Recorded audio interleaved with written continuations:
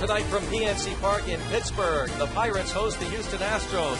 It's the final night game on the 2010 schedule. Great crowd expected on hand to see the final post-game concert of the year. OAR will be performing live after this ball game as the Pirates take on the Houston Astros. Houston winning last night. The Pirates try to even this three-game series. Greg Brown along with Steve Blass. Now the Pirates go on the road starting on Monday night. 3 with the St. Louis Cardinals in St. Louis, and then 4 in Miami to end the 2010 schedule. So we're going to talk to Steve Blass on his final 2010 telecast about what you thought about this Pirates club. And I know it's been a disappointment, Steve. It has been, but you take a look at some positives. The youngsters that have come up, Alvarez and Taba to Neil Walker, and there's been some exciting finishes. There's been some walk-off stuff, but the Pirates need to get more pitching if they want to help these youngsters become winners in the National League Central. And when I look forward to 2011, I want better starting pitching, but there's 2 guys that I really feel good about. Hopefully they're going to be back and they're going to be just as good when you talk about Joel Hanrahan and Evan Meek, because you've got a tandem there that can on occasion give you 3 innings if you get 6 decent innings from a starter in games that count. So that is pretty much in place, but it's got to be about the starting pitching. That's what I got my fingers crossed for next year. So at least it's nice to have 2 high-end guys on the back end of a bullpen. Absolutely. They can get the job done from the 6th inning on. All right, the Pirates getting ready to take on the Houston Astros in Game 2 of the 3-game series.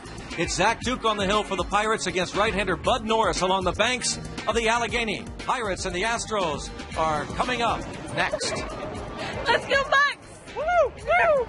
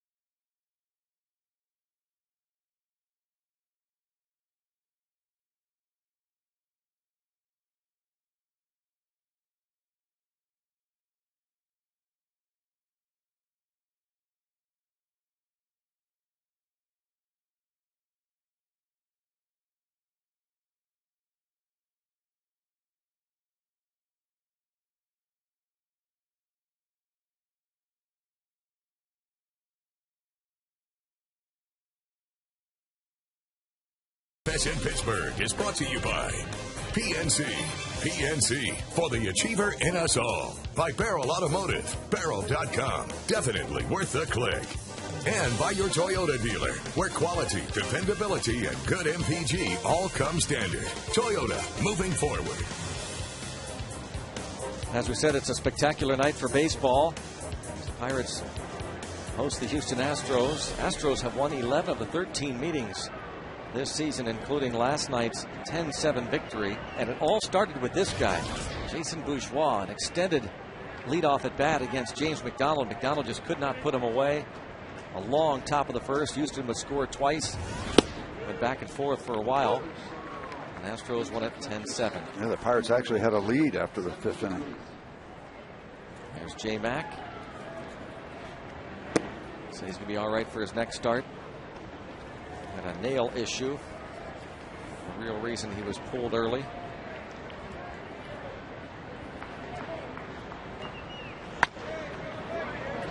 Bouncing ball. Oh my. What happened there? Was Ronnie was looking at first base? That was just a whiff. An outright whiff. Exactly what Duke wanted. Ground ball at the very start. Easy 2-hopper and the whiff. The AGH cam shows you. Oh, he looked at it, Steve. Yeah. Can't analyze that. I don't know what happened there. Bourgeois, 11 steals. Exactly what you want, and that exactly what you don't want is that kind of speed at first base where you're trying to get your feet on the ground in the top of the first inning.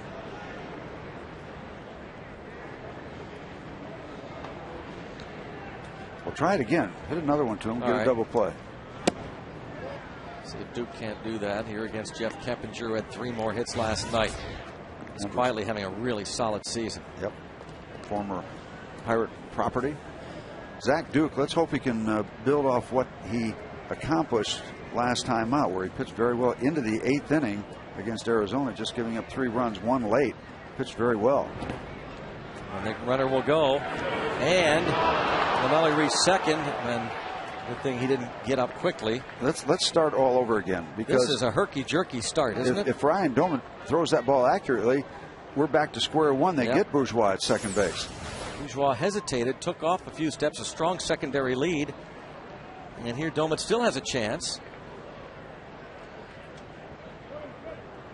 There's the runner. There's the throw. The throw is going to be there in time, I think.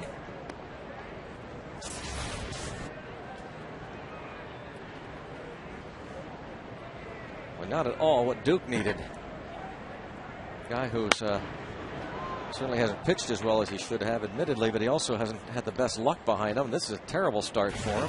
Actually, the Pirates should be charged with 2 errors at this point. Yeah. I mean, conceivably could be. You won't charge the error at second base, but there's the overall numbers for Zach.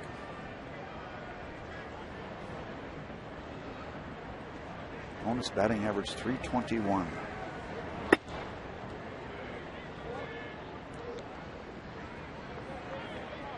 Three and 1 the count. And Zach, you know, coming off that good start, you go out there and all you want to do is you know, kind of keep things on an even keel in the top of the first inning. Now they're throwing the ball all around. Now you're wondering, do I have to be real good? I mean, do I have to strike people out, make perfect pitches now? Are they going to catch the ball behind me? And there's a catch and a throw. That is true. Jeff Keppinger bounces out to Pedro Alvarez. The lineup for the Astros brought to you by Toyota moving forward. Just saw Keppinger on this current road trip hitting .474. Hunter Pence will step to the plate, then Carlos Lee at first base. Jason Michaels in left, Chris Johnson, Tommy Manzella, Humberto Quintero, and Bud Norris.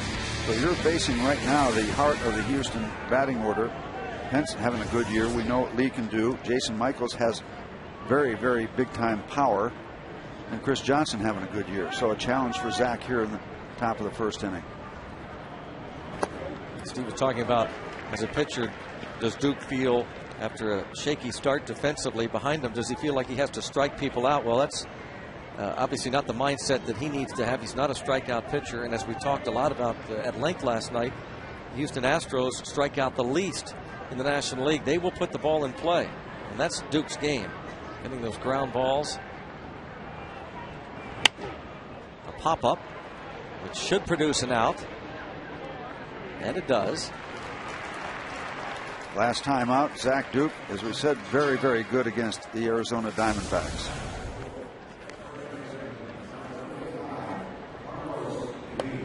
Zach Duke went 7 1/3, 3 runs, 6 hits, a walk, and 3 strikeouts. And though it was a no decision, the Pirates won the game 4-3. I've seen that smile for a while. A happy scene. And now he's got a chance just to really settle everything down. One of the things you look for in a guy that's been around as long as Zach Duke has been around, you have gone through these things before. Now, if you get out of this little kind of sloppy mess that the Pirates have created, well, it's a shot in the arm for everybody. Defense feels better. You feel better. Put those white uniforms in the dugout. It's going to be a challenge. Carlos Lee, we know what he's capable of doing.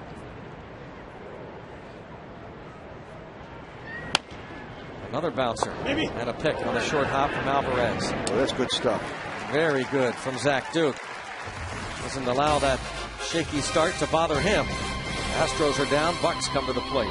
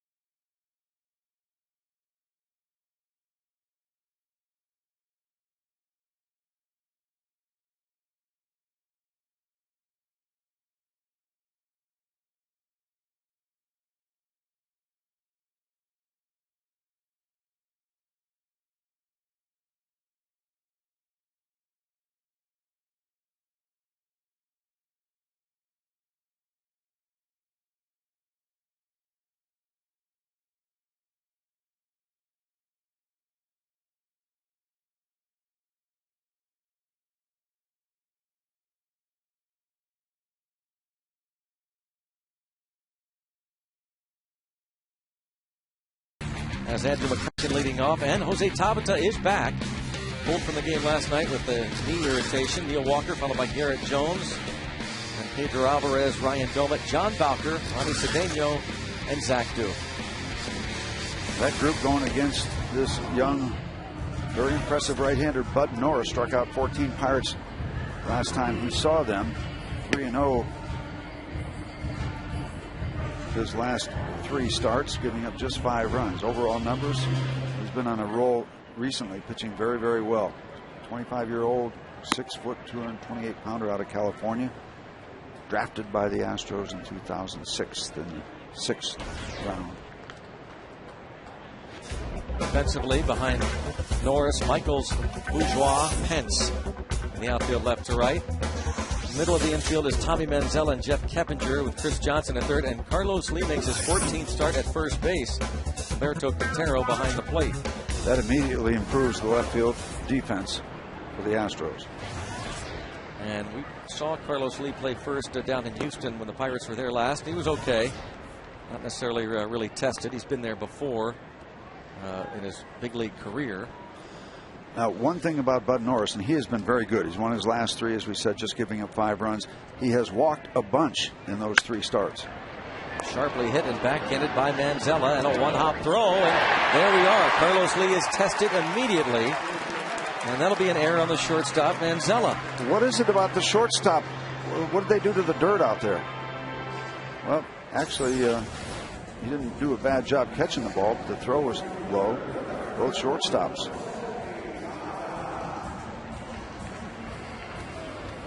There we see Carlos Lee. Is there hesitation on this call? Is there hesitation on this ruling? Nope, E6. Okay, I don't see it up on the board yet. But be a more experienced first baseman, and he may get more experience at first base. For all we know, that the Houston Astros, see what they look like in 2011, might be a consideration to have Carlos Lee become a more regular fixture over there at first. Jose Tabata. 304. And a bouncer to the shortstop, Manzella. There's 1 and 2. And that cleans that up.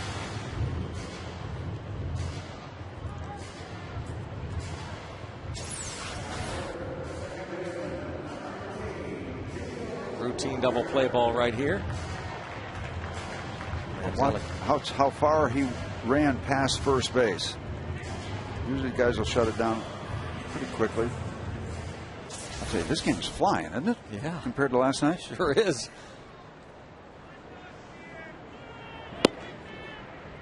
Well,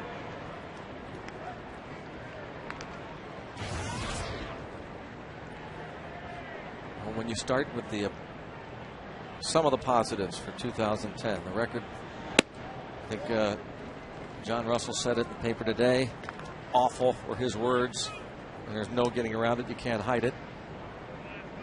But there were some individual positives, and you might start with this one right here. Neil Walker, 59 RBIs. Pittsburgh native. Came up May 25th. And all his numbers include what, that 0 for 18, 0 for 20 little stretch that he went through, what, last part of August. He and Tabata have just been terrific. Couldn't really ask all that much more of them. First taste of big league action, facing big league pitchers.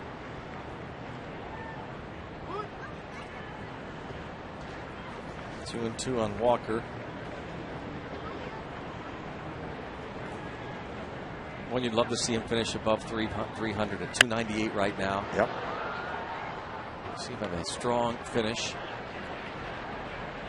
Season will conclude 1 week from tomorrow. The Pirates will be in Miami to take on the Marlins.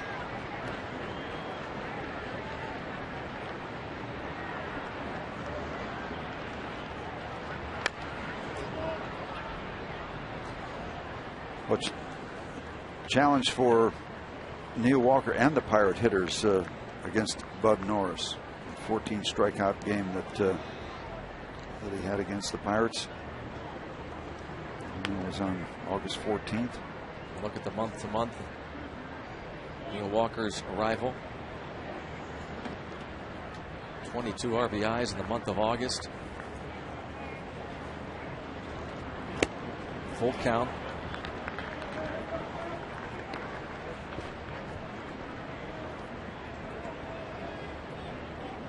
Big night for him last night. Garrett Jones, 4 ribbies.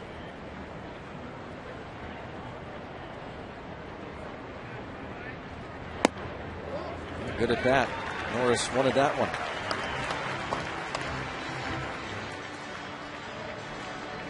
PNC achievement for the achiever in us all. Last 3 games, Garrett Jones, 6 hits and 13 at bats. 5 RBIs, 4 of them last night.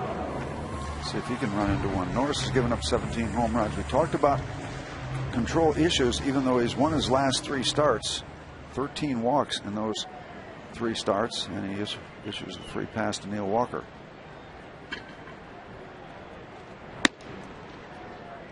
Jones takes high ball 1. 20 homers, 82 runs batted in.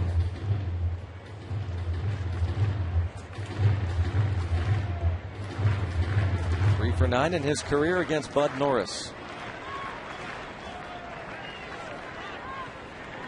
Bud Norris making his 4th career start against Pittsburgh. Did I say 3-0 before? 2-1. Pirates beat him one of the 3 starts. Back in July 17th, where he went 4 2/3, giving up 7 runs, but he had some sloppy fielding. Just 4 were earned.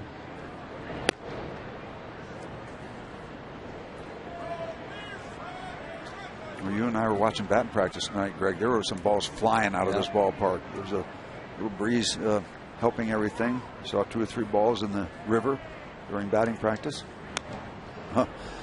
Garrett was trying to put a 3rd into the water right there. 2-0 count, just unloading. Didn't quite get to it. The Pirates lost that game on August the 14th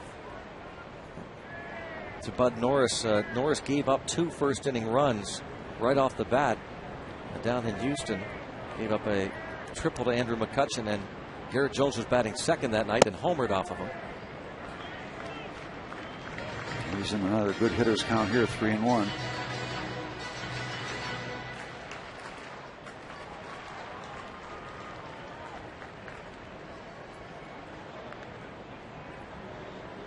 Norris struck out 14 in 7 innings, got Jones twice, and Jones draws the free pass. It's back-to-back walks.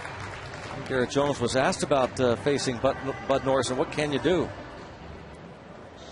He's got an electric fastball, and comes out of his hand heavy, and it's sneaky. And he started elevating against us with 2 strikes, and we couldn't zone in and bring it down. So I think that's the key today, is just zone in, make him throw strikes, and just wait for something over the plate.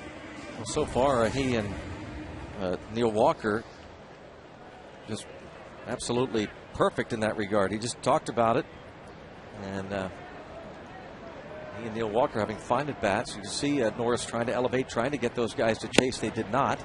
See how Alvarez does. Got a fastball right there, but just got on by him, 94 miles an hour. Like Pedro was looking for it, didn't catch up to it. And you wonder how many more chances during an individual at bat that you're going to get to take a whack at a fastball right there. And another one right there. Alan Porter behind home plate, calling the balls and strikes with the right arm up there, putting Pedro in the hole. Alvarez struck out 3 times in his 3 at-bats against Norris on August the 14th. First time he saw him on July the 17th here at PNC Park. Alvarez had a double off of him in 3 at-bats. Pirates winning that game 12-6 back on July 17th, as Norris lasted just 4 2/3, giving up the 7 runs, and as Steve said, defense was shaky behind him. Chris Johnson committed a first-inning error that was costly.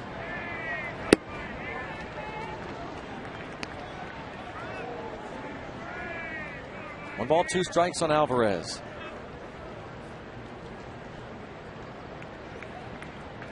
Late arriving crowd heading across the Clemente Bridge.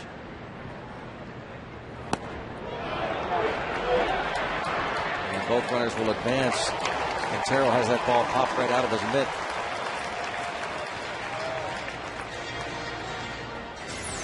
Did I hear pass ball or the old PB, WP? Doesn't really matter. We got runners in scoring position. AGH cam. On the pitch.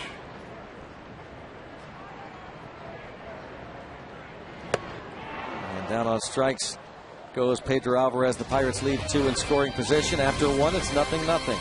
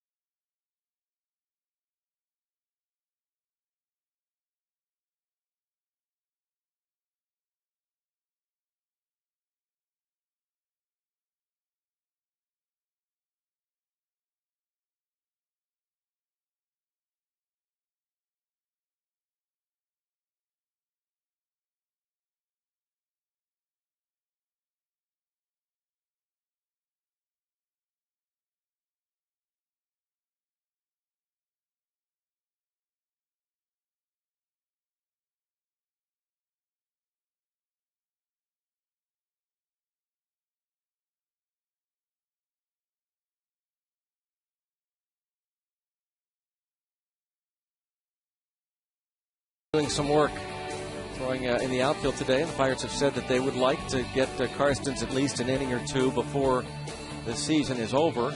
Make him feel better about himself going into the offseason. Our injury update thanks to our friends at Allegheny General Hospital Sports Medicine, official medical provider of the Pittsburgh Pirates.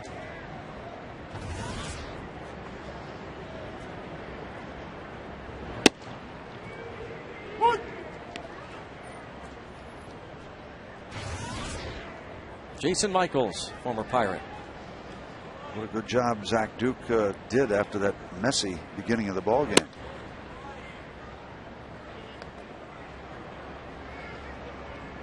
One ball, one strike.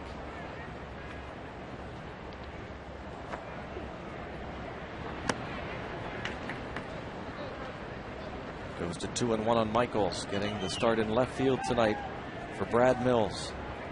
Houston Astros team has played excellent baseball the second half. That's deep to left. Tabata. Ball bounces onto the track and into the seats for a double. I think Jose needed a little more air under that ball, a little more height. Would have been easier for him to make a calculated attempt to make this catch. It was just got out there so quickly. He didn't have time to adjust and get out to that track.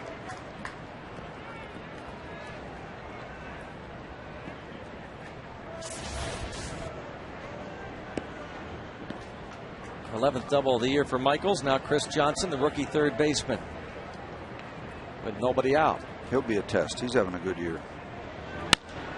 And he'll get another ribby. So it would seem.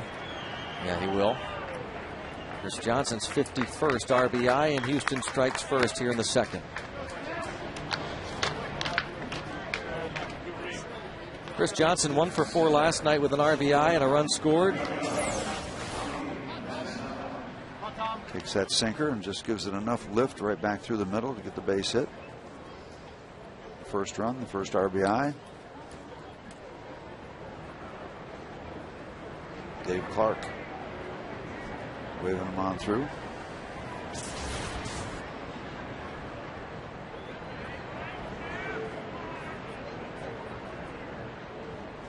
Now they're going to appeal at third base, saying he missed it. He did not, according to the third base umpire, Ed Hickox.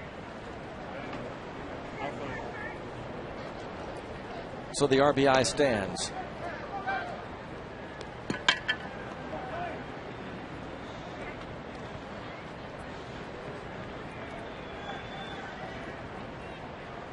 Manzella on the disabled list from June 24th to August the 18th. Fractured his left index finger.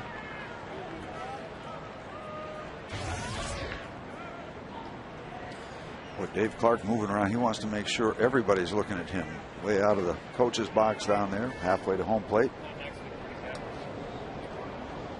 You would expect when Zach is out there could be some running because there's a lot of contact. As you said, not a lot of swings and misses, not a lot of strikeouts. But it's not necessarily a base stealing situation many times. They'll just put people in motion because they feel like they're going to put the ball in play.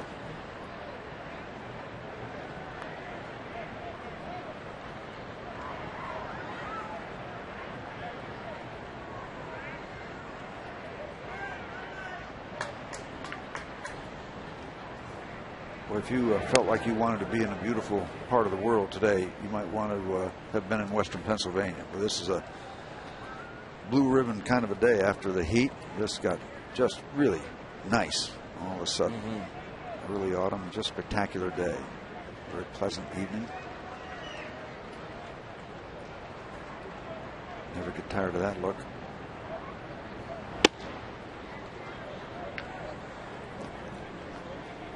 One ball, two strikes on Tommy Manzella.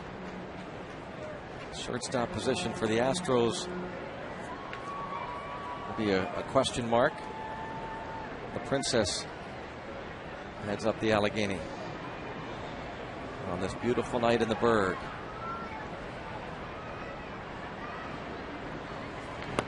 Whoops.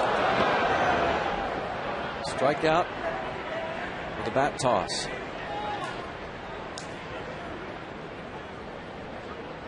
Duke strikes out Manzella. There's that mesh screen goes up part of the way to the protected area, but if that bat could have got through there.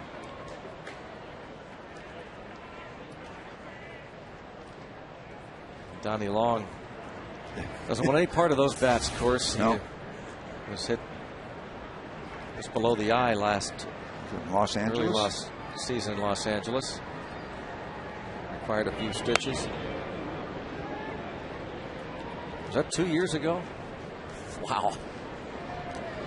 It was 2 years ago. It's a 2-year wow. They go that quick. This season has gone that quickly when you look back. I think it's just hopping and bopping and plugging along, and then all of a sudden you look up, it's late September. But did you see what happened to Tyler Colvin of the Cubs last week? He got pierced with a bat. Yeah. Punctured his lung.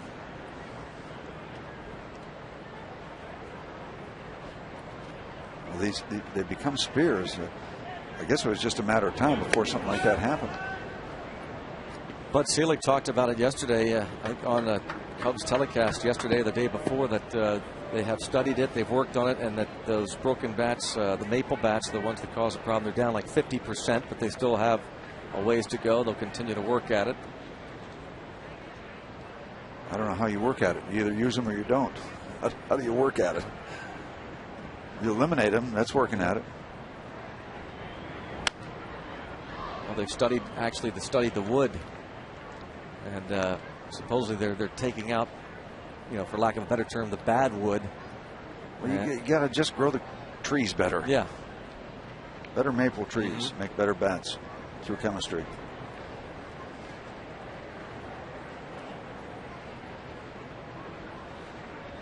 But you don't see nearly as many, Steve, as we did a couple of years ago. It used to be 3 or 4 times a game you'd see a broken bat. You'd split right in half and head toward a player or toward the stands. 0-2 on Quintero. A double, an RBI single, a strikeout, and now 0-2 count on Humberto Quintero, Houston's catcher.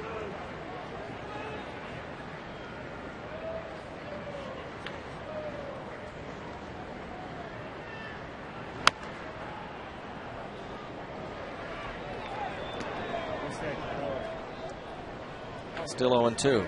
Zach Duke making his final start of the season at PNC Park, of course. He's had 80 career starts at PNC Park, a record of 30-31 here.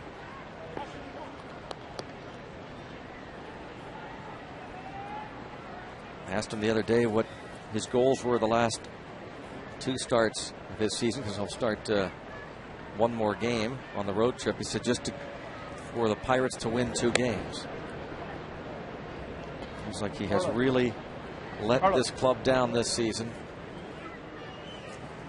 7-14 record.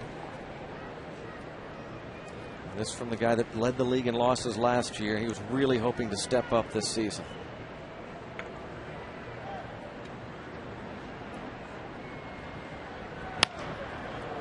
Toward the gap in left center, but that has enough loft on it for Tabata to make the catch. Back to first goes Chris Johnson, 2 down. Now Duke faces the pitcher Bud Norris. Done decent work with the bat, 7 hits. That computes to a 171 average, and 3 of his 7 hits against Pittsburgh.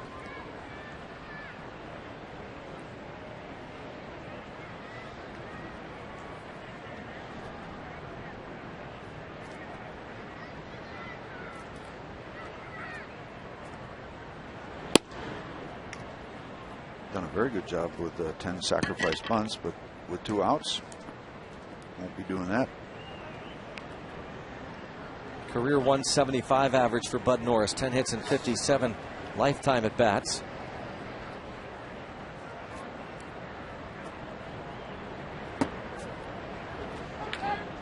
Duke falls behind his mound opponent, 2-0.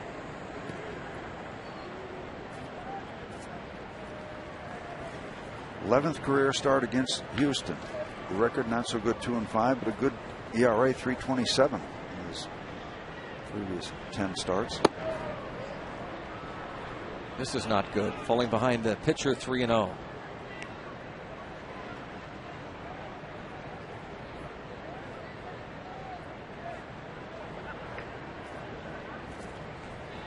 He'll be taking 4-pitch walk.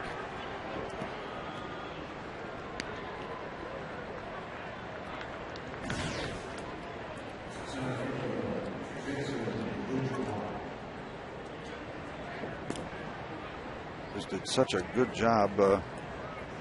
3 outs after the leadoff error in the first inning, and now he needs to come up with a big out. You can tell Autumn is here. Norris wants the jacket. First base.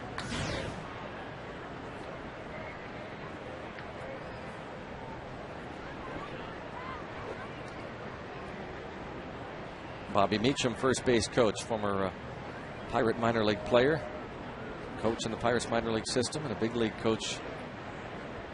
See, when he's around longer, he'll take the gloves off to work that zipper. That's just a time-consuming thing. Hard to work a zipper with gloves on. We all silly. All us men know that.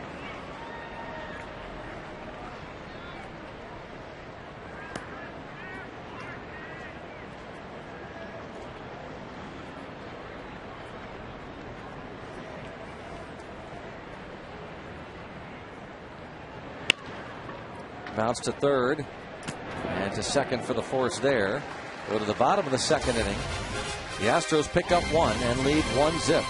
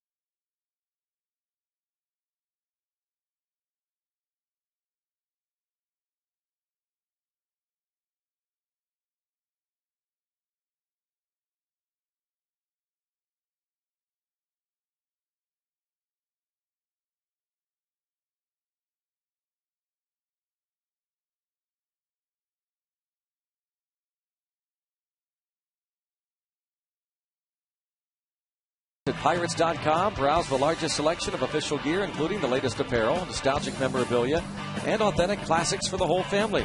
Get your gear from the official source, the Pirates.com shop, accept no substitutes. Bottom of the second, 1-0 lead for Houston.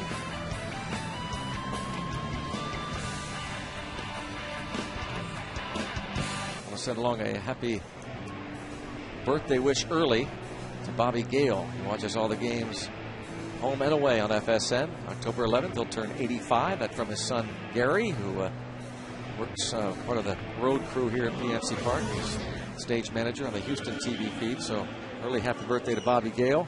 And I know throughout the game we're going to thank all the folks that helped put these shows, as we call them, together. And a special hello to Sarah Gale, too, who works over at the History Center. Did a lot of work on the charity fundraiser for the History Center.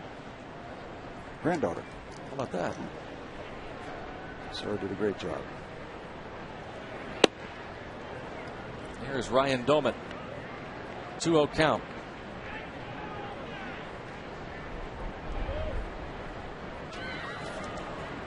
freezing up here, isn't it? No. Freezing. No. A nice little skip there from Carlos Garcia. First base coach.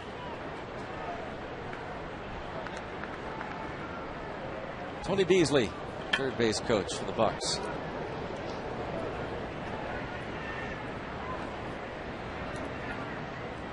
You're going to have to throw it at some point here, bud. A little cat and mouse game between Mr. Norris and Mr. Doman. That's it a long way, but gonna die out there.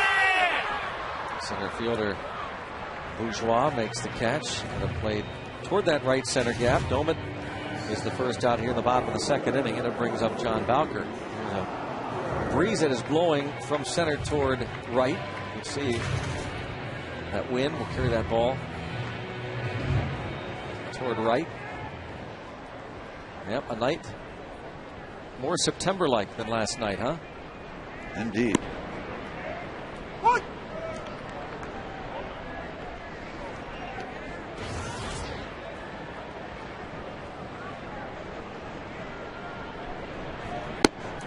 Oh, Norris did not get that call.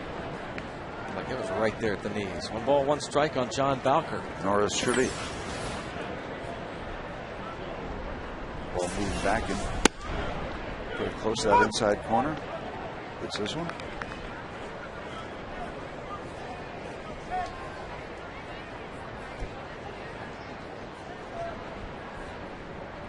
Bowker has started 10 straight games now. Mostly in right. Started a couple at first base. 0 for 3 with a walk last night.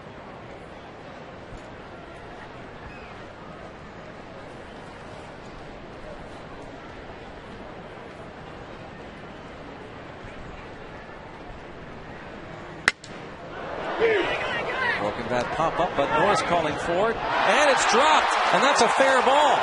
Bowker should take off for second. Yep. Quite honestly, Bowker should be at second base. Yep. And of course, the reason that's a fair ball because all that action took place in fair territory, and the ball bounced extremely into foul territory. And you're right.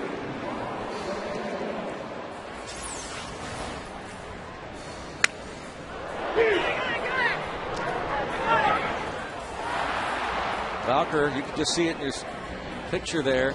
Obviously disappointed that he figured he had picked up a routine pop-up. But Norris and Quintero collide, and Bowker could have been standing at second. It was like the catcher Quintero kind of pushed, hit the chest, and pushed him out of the play. And a bouncing ball right over third. The Baltimore chop, or for a time at Forbes Field, they called it the Pittsburgh chop. Base hit for Ronnie Cedeno. And we'll take a look at the base hit, the high chop by Ronnie Cedeno off that hard pan, and goes right back to an old theory, and I wore it out until people were sick of hearing it. Does it cost you anything to run hard to first base 4 times when you're 20-some years old? I mean, it doesn't cost you anything.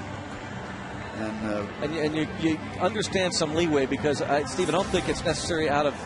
It's more frustration than it is anything. He's just furious, and but at the same time, I'm sure you ask Bowker right now, what should I have done? I should have busted it because I'd have been at second base. And if you're one who believes it, well, then that base hit would have scored a run. Now, you and I, we have different thoughts. Yeah. Well, we have the same thought on that. Hard to believe that it would play out the same way. Look out! Oh, that's 2 bad base running mistakes by Bowker. Wow.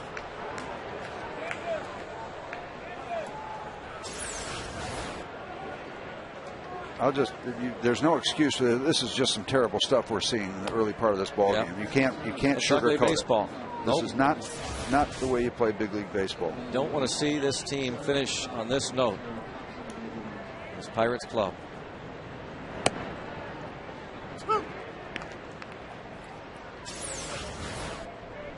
Another look. Misses the bunt. It's a strike. That's a mistake. Bowker's picked off. Error by the Pirates shortstop. Quintero's 7th pickoff this year. That's tops in the majors. And that's something else, of course, in the scouting report. You've got to be aware that Quintero loves to gun that ball around. Leads the league, the major leagues, in picking off base runners. He's a real adept at that, obviously, as Valker can attest. But he can't do it on his own. He can't do it all by himself. He has to have help from the people he's picking on.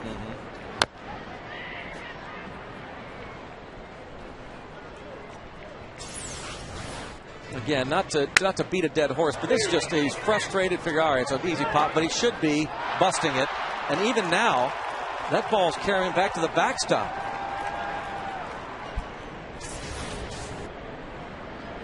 No, that's no question, a frustrating sequence and a bad sequence for the Pirates in the bottom of the second. 1-0 Astros lead onto the third.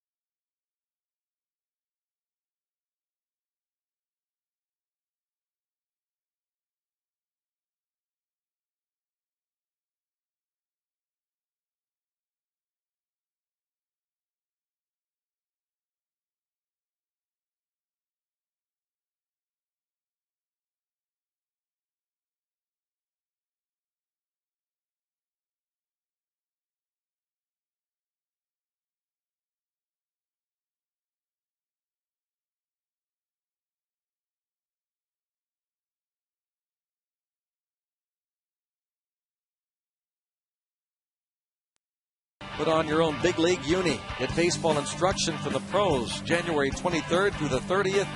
Bradenton, Florida. Join camp director Kent Jacoby along with Bill Mazeroski, many other stars from the 1971 Pirates team, celebrating the 40th anniversary of that World Series championship. Space limited. Reserve your roster spot by calling 1-800-5-BUCKS. The first pitch swinging by Keppinger, sending McCutcheon back. And speaking of Kent Jacoby, the camp director is here with us. CD, camp director. How we doing, guys? Well, not very well so far. Tell us about, we're having some fantasies about better baseball in this game. Well, we got the answer for that, by the way. Okay. We can bring you 1971 World Championship baseball this spring, or next spring in Bradenton, Florida. Okay. Sounds good. You and a bunch of your buddies. Yep. Yeah, guys you used to hang out with. They had a good time that year. Yeah, they did. They had a good result. Obviously, you're still going to be there again this year. Dave Justy, Jackie Hernandez, Bruce Keeson, Milt May, Maz, of course, always there. Zangi, Bob Veal, Bill Verdon, and I've still got a couple more guys on the hook. I just haven't quite been able to reel them in. You got to do it like they do late night TV. But wait, there's more. Yes. And maybe I'll get Joe Klimchuk to do that. Help me out with that. That's right. There's more. That'll be good. It's always a good time, and of course they rotate the themes. It was kind of a 5-year rotation of World Championship teams, 60 teams, 71 teams, 79, and then what? All-Stars, division winners. So it's an ongoing thing, and this year it's the $71 coming. $71, 40 years. Well, you don't look like you've aged that much since then. Right? Yeah, you should have seen me yesterday. No, much better today. Don't want to talk about it. Huh? But yeah, 40 years ago, and what do we got? January 23rd to the 30th. Yes, January 23rd to the 30th, and Bradenton, Florida actually get to stay in the new Pirate City now too, which is a big. That's worked out very well. That has worked out extremely well. I am convinced. I have told a lot of people, Pirate City now has the best hotel rooms in Bradenton, Florida. So it's a great time. It's a great week, and you get to stay right there at the facilities. You're never more than 150 feet from the baseball field. Doesn't get any better than that. And you're more than 500 yards from any car. So you can have the post-game production meeting and not be concerned. Yeah, actually we have that. We have the production meeting every night. Right in there at Pirate City. See right here the list of things that come included in the fantasy camp package: the round-trip airfare, the housing. You get your own uniform and practice jersey. Batting practice jersey, bubble gum card, your bat. I mean, you have a package of stuff to take home. Well, we started years ago with this, and it was Nellie Bryle's brainchild. And he, really the design of the whole camp is to allow these people to be Major League Baseball players for a week, to the extent that you will dress in the same uniforms that the players wear. You will, get all the same equipment they do. You will be handled by the same trainers that take care of the. And you will be. Oh, and you will see during the course of the week. You will see your trainers. You will see all of them. There might be 6 or 7. You will see every one of them. But the same equipment guys, the same clubhouse guys, everything. You are going to be a major league player for a week. All right, we'll come back with Kent Ticole. We talk more about that 1971 anniversary fantasy camp coming up next spring. 1-0 Houston leads.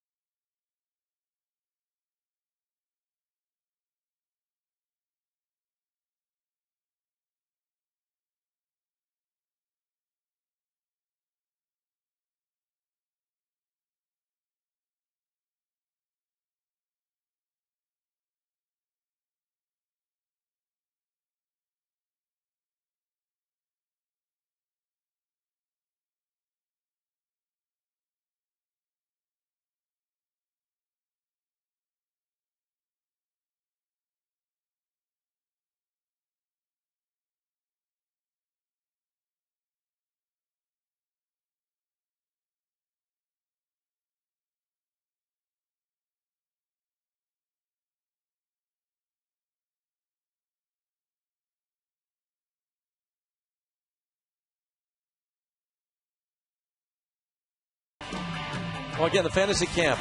Get baseball instruction from the pros 2011 down in Bradenton, Florida, January 23rd through the 30th. Reserve your roster spot. Call 1-800-BUY-BUCKS. Talking with Kent Ticole, the camp director, about how much fun that is. And I've said this to Steve. I said it to Nellie Bryles. Teak, you talked about Nellie really getting this thing started, and you've continued. I've talked to more men and women who've done those fantasy camps, and I've never talked to one who doesn't say it was the best week, the best present they've ever gotten. I mean, it's amazing to me. Well, it's amazing to me too, and it works in reverse also. Guys like Steve and myself, we are for an entire week surrounded by about 80, 85, 90 avid baseball fans that just love to talk about the game. Of course, we love to talk about it. Base hit from McCutcheon, and that's a great point because it's not just.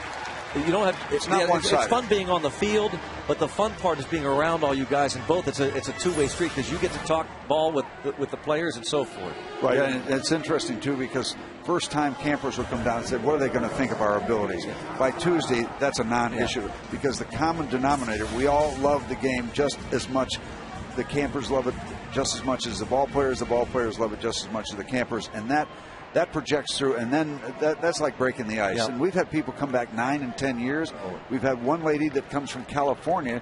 She's vested in the fantasy camp pension. McCutcheon will get at least second, and that, in fact, he will. The ball will bounce into the seats on an errant pickoff attempt against Carlos Lee. Whether he should have made the play or not, a couple of balls in the dirt he has not been able to pick. inexperienced over there at first base, and obviously a bad throw. There'll be an error on Bud Norris.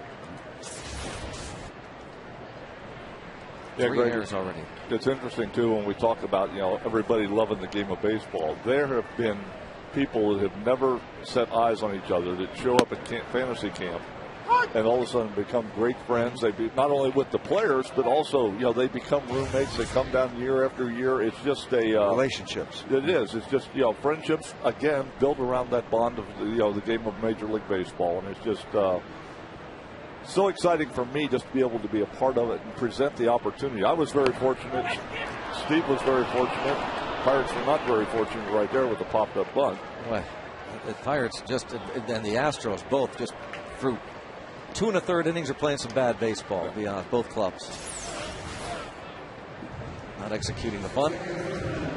But, Teak, as you said, you forge these relationships, and as Steve said, if you've ever don't worry about how much baseball ability or lack thereof that you have. That's really almost meaningless in the scheme of things. Yeah. And there are some that come down, well, I'm too old to do this. We have guys that are 70 years old that keep showing up every year. And, again, it's the game of baseball. The game eventually, as Steve mentioned, on Tuesday the pace is a little quicker.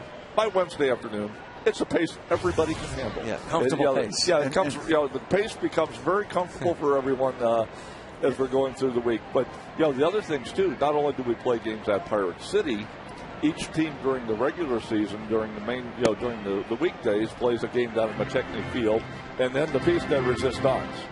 Once we've got them worn down properly, to our level, then we play against them. The pro staff plays against the campers on Saturday, plays a 3-inning game against each team. So that's kind of like fired up about that, because now they can go, hey, I got a hit off John Smiley or John Candelaria or Vernon Law, or I struck out Milt May or some, which a lot of people have.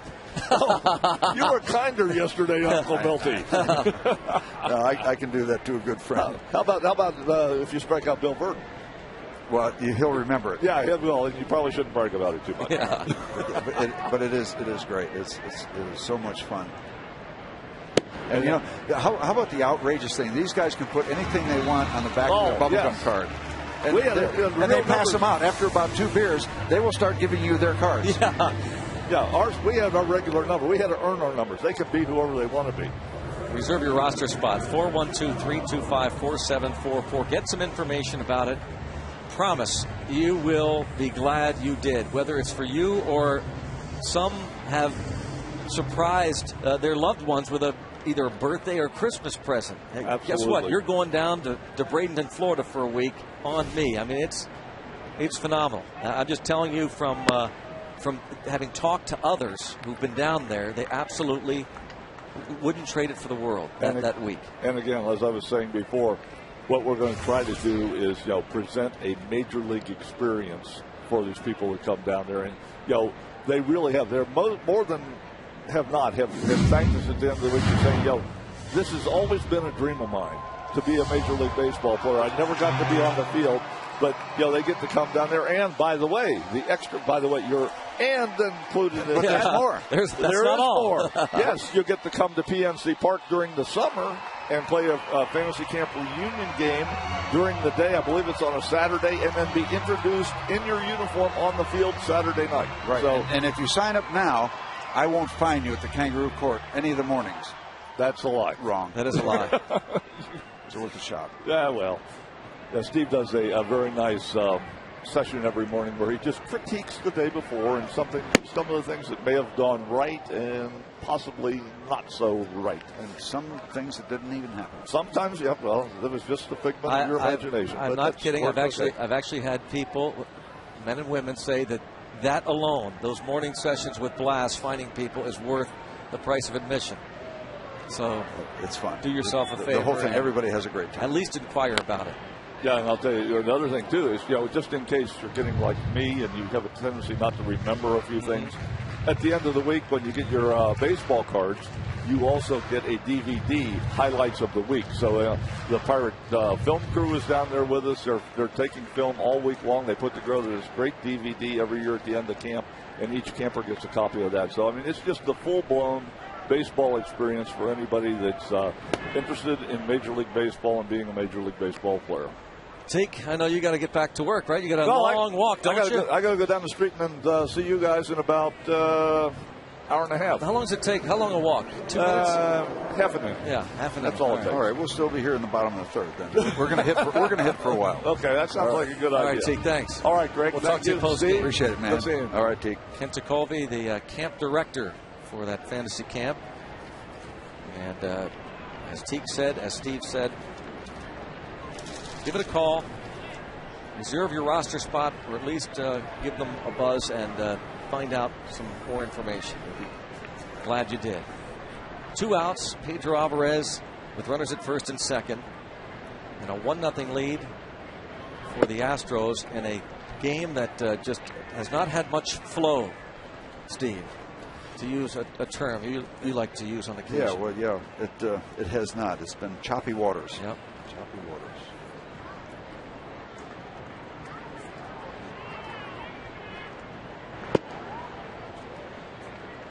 We could start feeling a whole lot better about it if we could get Pedro to run into one. Struck out his first time up. Norris has 3, and he's walked 3, 1 intentional.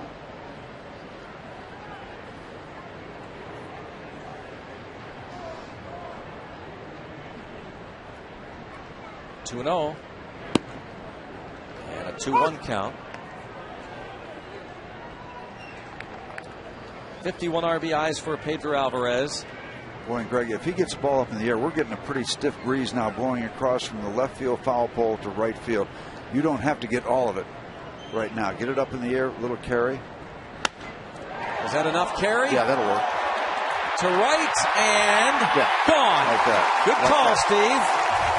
Pedro Alvarez gives the Pirates a 3-1 lead on a 2-1 pitch.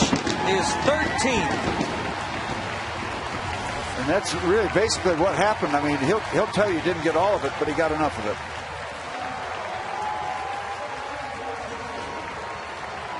Strong enough. And with that breeze,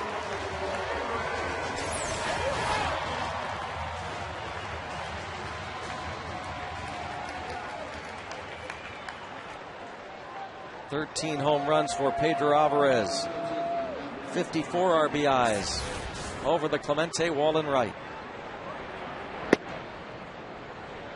Number 18 given up by Bud Norris. And all of a sudden, this whole thing turns upside down. Yeah.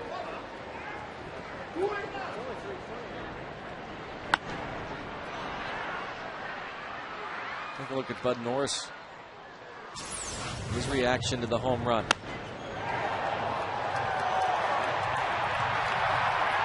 Well, don't worry, Bud. It happens down at your place to left field. Yeah, Same deal. Same thing. Yep. The short porch at Minute Maid and left.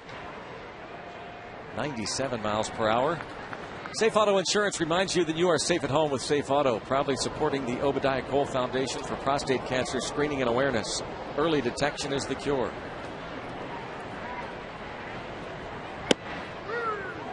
Strike 3. But Pedro Alvarez strikes for 3.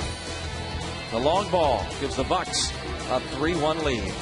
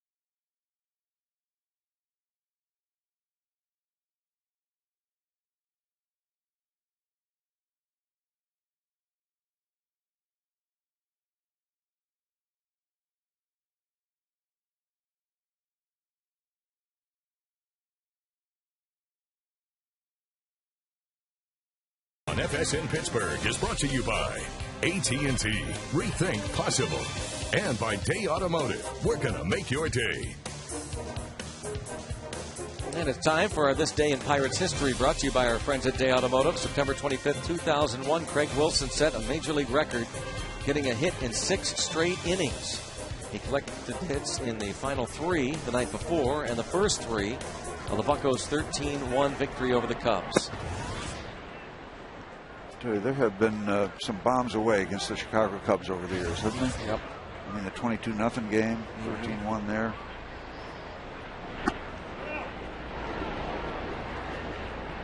On a strike on Michaels.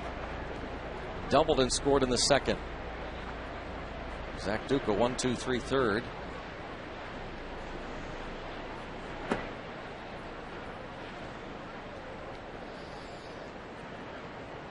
Two and one.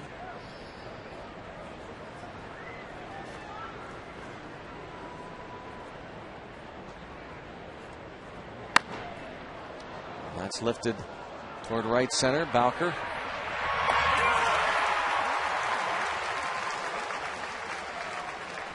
First out here in the top of the 4th inning.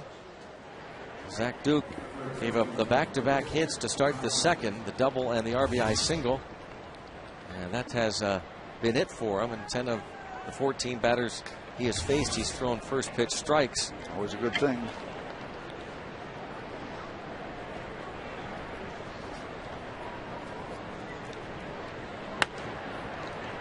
Fouled away by Chris Johnson.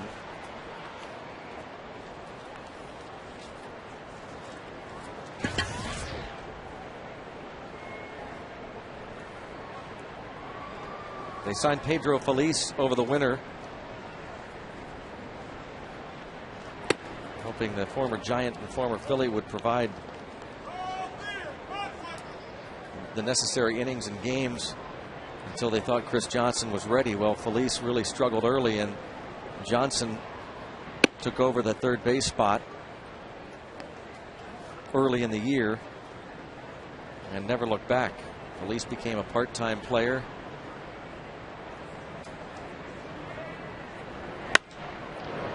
Ball line to right. Another hit for Chris Johnson. Eventually the Astros traded Feliz to the St. Louis Cardinals. Chris Johnson 2 for 2. Brings up Tommy Manzella, the shortstop.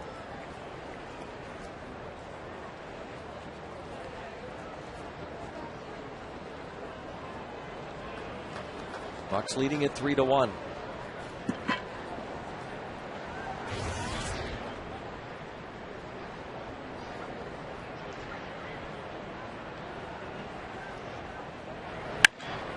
That's line to left. And Tabata throws toward third instead of second. And again, that won't be an error. It'll go as a double. Figure if Tabata throws toward second, keeps the double play in order. Instead, he saw Johnson try for third. And he's kind of taken it in an awkward way. He does a good job of getting the ball on the backhand side, but really not in much of a position to throw. He's got to kind of get himself set, square up, and make a throw to third base that wasn't in time, and keeps the door open, takes away the double play possibility.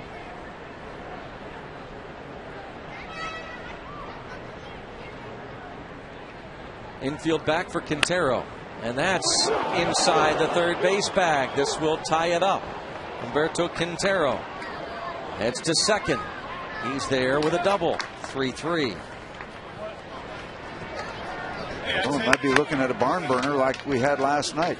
10-7 ball game.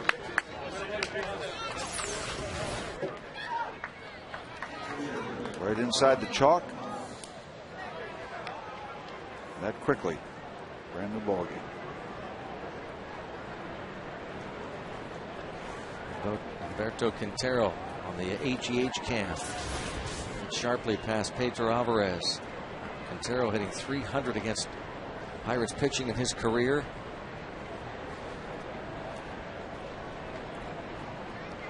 little conference between Bud Norris and Dave Clark. I don't know what that's all about. Certainly not going to be bunting here. Maybe Dave just told him, try hard. Of course, Norris walked on 4 pitches in the second.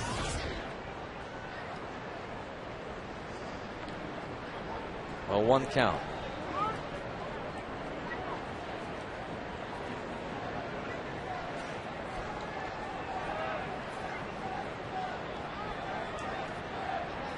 For Duke, 4 pretty hard hit balls here off of him to start this 4th inning. It's a little chopper. Now, Michaels, a liner toward right center field, caught by Bowker. Johnson single to right was sharply hit. The Manzella line double to left, and this hard hit ground ball past third for the RBI double. 2 run scoring on the Quintero double.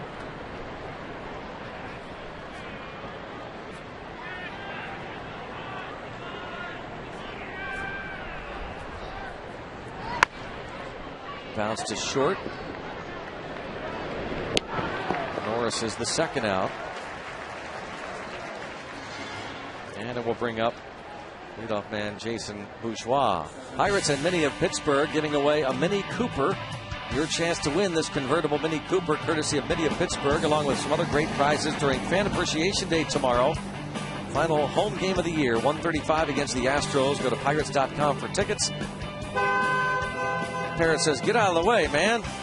Driving that. That's Mini? I'm bringing. It's my cage. Yeah. I'm just bringing everything home. Bourgeois takes a strike.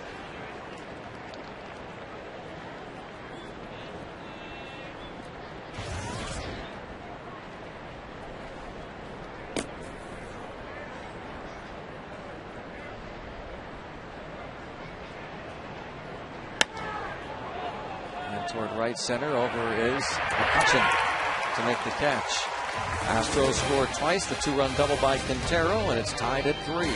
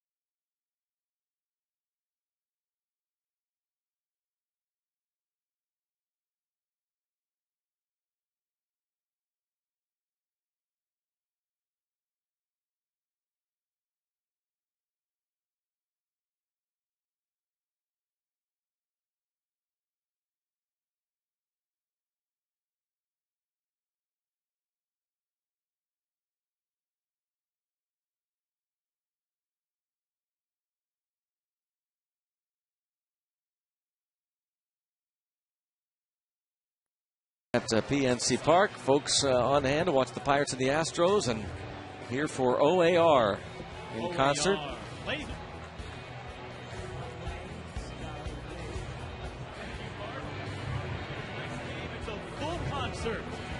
Lead singer at OAR.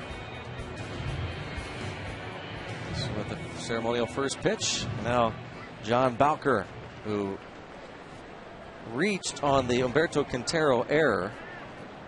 The pitcher Bud Norris and Quintero bumped into each other, and the ball dropped for an error on the catcher. And for Bowker, he was so frustrated, he just kind of jogged down to first base. Should have been at second. And he was picked off second. And here, more frustrations as he chops one back to Bowker. So Bowker is retired to start the inning. Brings up Ronnie Cedeno. Cedeno single to left field. Cedeno followed by Zach Duke. One away in the bottom of the fourth.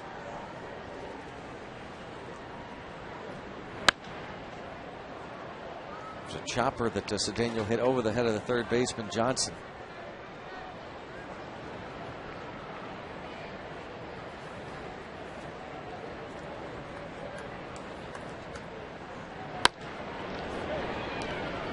Play backhand by Keppinger. 2 outs.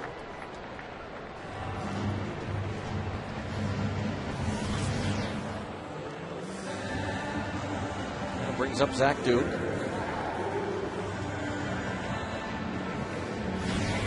Duke struck out in the second.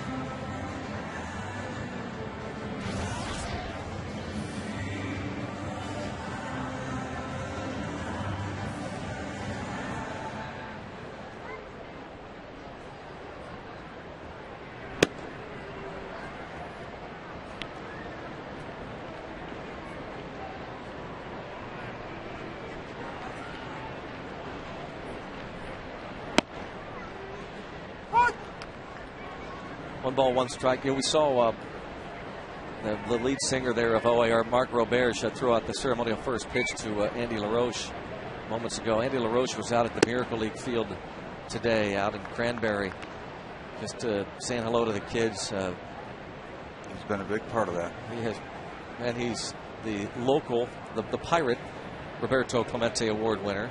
Each team is represented throughout baseball. One player named as a Roberto Clemente Award winner. At the end of the year during the World Series, they'll name Major League Baseball's winner. Strike 3 is called, but important to point out what a throw, what a class act that Andy LaRoche has been. 3-3 as we move to the fifth.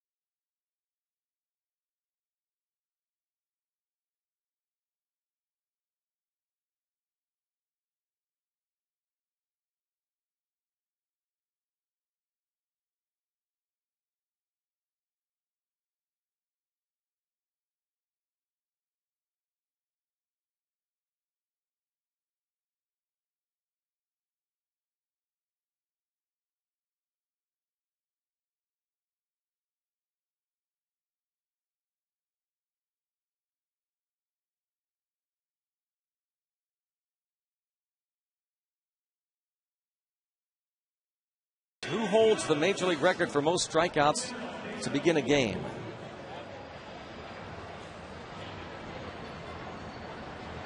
Okay, we got a one answer question. Just for you.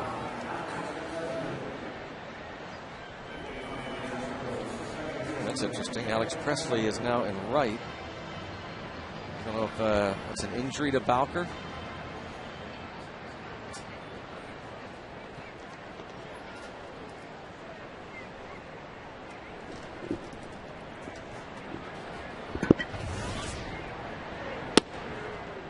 Strike is called on Keppinger.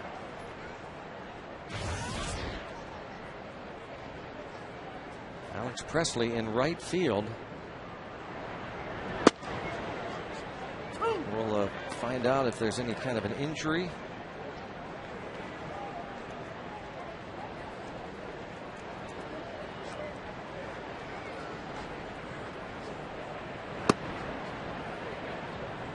Now, you don't want to speculate, but he had a couple tough situations. Well, that's what that plays comes and to mind right away. Sure. But you don't want to point fingers until you know what the program is. 5-3. I mean, obviously, if we don't hear of any injury report, then we can surmise, as you can as well. We'll just wait to hear down there. Dawker out of the game for Presley. And up the middle, a base hit.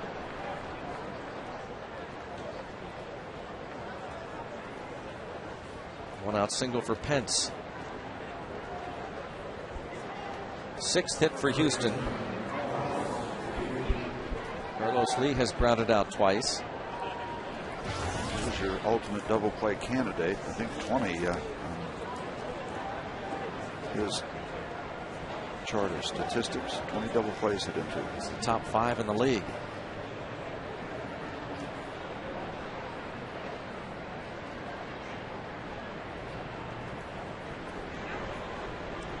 Didn't have the chance to chime in because of the 3rd out, but I couldn't agree with you more that Andy LaRoche has been very much a stand-up guy. And, sometimes you learn a lot more about a person when things aren't going well. Andy LaRoche has not missed a beat about being a good trooper.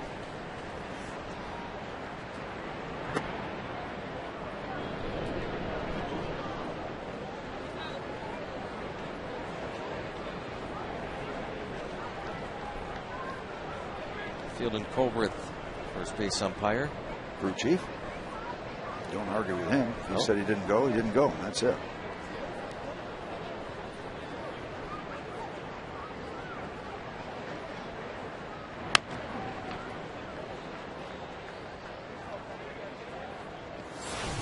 Carlos Lee crashed into the left field wall last night, going back a pinch hit home run for Andy LaRoche.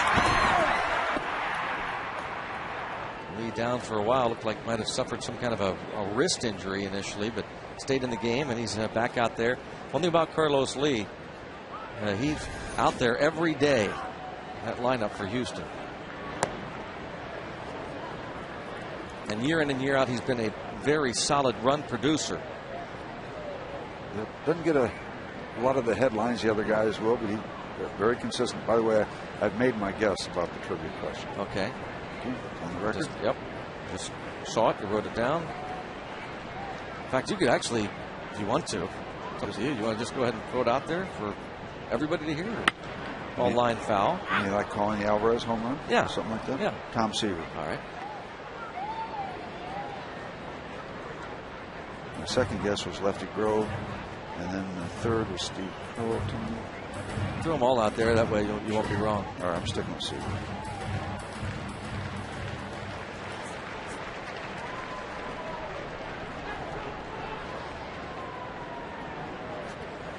Hunter Pence will run on you if you get careless. Pop up to right. Presley. Easy play. 2 outs. Since it is your last telecast of the year, we're told we're going to give you a hint. This person is in the ballpark tonight. Ooh. Not Tom Seaver, then, is it? I don't think he's here. Could it be Jim DeShays? The broadcaster? Not only could be, it is. The color analyst for the Astros? How do you know it is? Well, because I didn't want to give it away until you said something. Right, just as well. This is my still best. You might be right.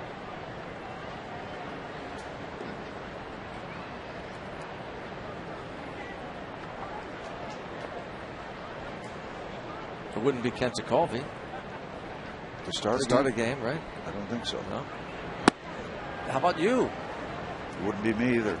Bob Walk's not here. John Wayner's filling in. There's Jim DeShays.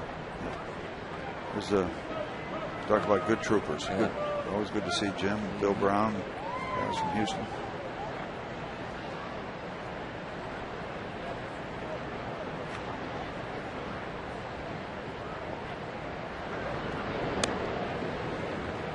We're going to go right to the answer. Let's just get to it here. The AT&T Mobility Trivia question answer holds the Major League record for most strikeouts. I guess we're keeping the camera on him. It's got to be Jim, doesn't it? 8 strikeouts against the Dodgers in 1986. Look, and this guy wasn't a power pitcher. Jim DeShay is one of those guys threw a lot of high fastballs, got a lot of fly balls, and they weren't 98, 99 mile an hour fastballs. You see him do a lot of pitching. But, that night, it was all there for him.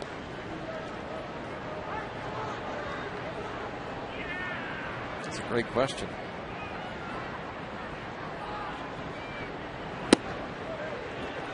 1 ball, 2 strikes.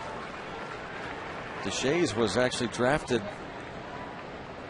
by the Yankees. He came to the Astros part of the Joe Niekro deal in September of 1985. Out of Lemoyne College in the Syracuse area. Helped lead the Astros to the 86 Western Division Championship. And the pickoff. Duke goes back to cover first, and the out recorded as Hunter Pence is caught stealing. Halfway through it, 3-all.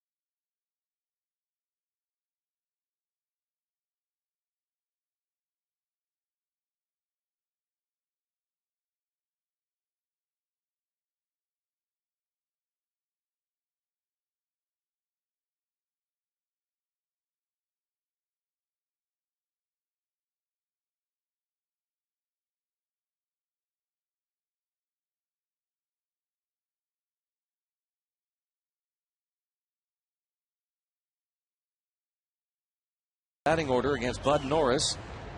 Tied at 3. McCutchen has been on base twice, reached on an error, and a singled and scored. Aboard when Pedro Alvarez homered. McCutchen talked about that again last night, that for the last 3 weeks or so, at the very least, is just showing bunt to put it at the idea in the minds of the corner infielders, and he laces that one to left center. Oh, he's thinking 2 right away, and he is safe. Wow. Right out of the chute, he thought double. And did he fly into second? He has that gear, and he's got everything in front of him. He knows what it's going to take to get in there.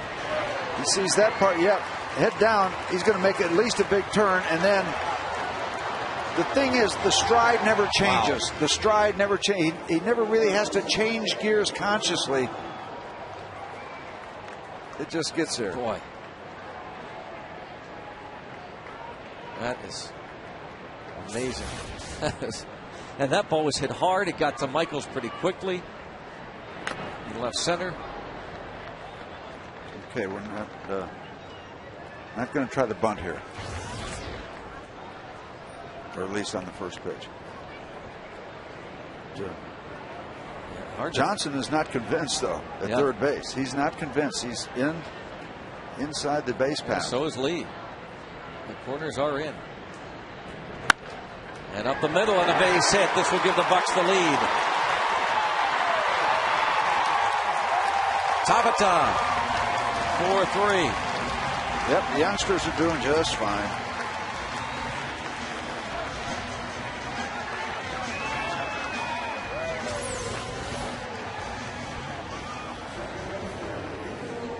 Another look. The RBI single by Tabata. No doubt you're going to bring him home. McCutcheon.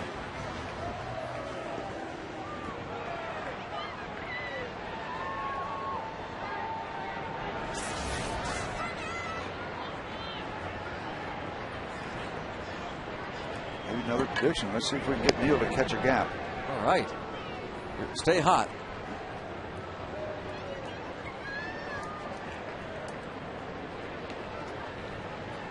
McCutcheon. Hustling double. A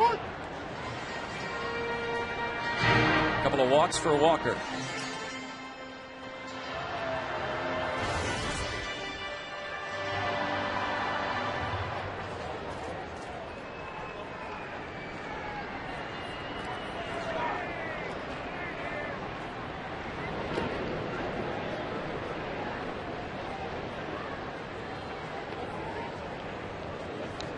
Throw over. And again, an uncomfortable piece of receiving there from Carlos Lee. Yeah, everybody assumed, not everybody, a lot of people assume playing first base is simple. It is not. There's a lot of activity. There's a lot of things you've got to be involved in. Especially coming from left field. Going from first base to left field, it's comfortable out there. But now you got to practice the art of the tag. If you're having a pickoff throw, you got cut-off responsibilities. Got that awkward throw from your first base position in a double play scenario where you got almost thrown into the path of the runner. Got to handle bunts. No one to break for bunts. It's not simple. And evidence of that, Willie Mays and Mickey Mantle both played a little first base at the end, and it was not pretty. Not pretty at the end of their careers. But boy, was most of their careers pretty with the way they played the game.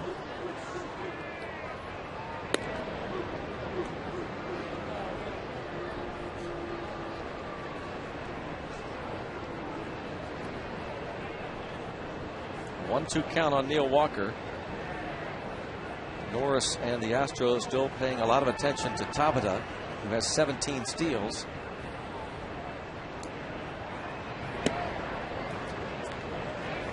You are taking a chance when you run against Bud Norris because he is one of those pitchers that gets lots of swings and misses. There are a lot of guys who you assume contact. You can't always do it with Bud Norris. A lot of strikeouts. Came into the game with 146 strikeouts in 143 innings. But on that ratio tonight, 5 so far, 4+.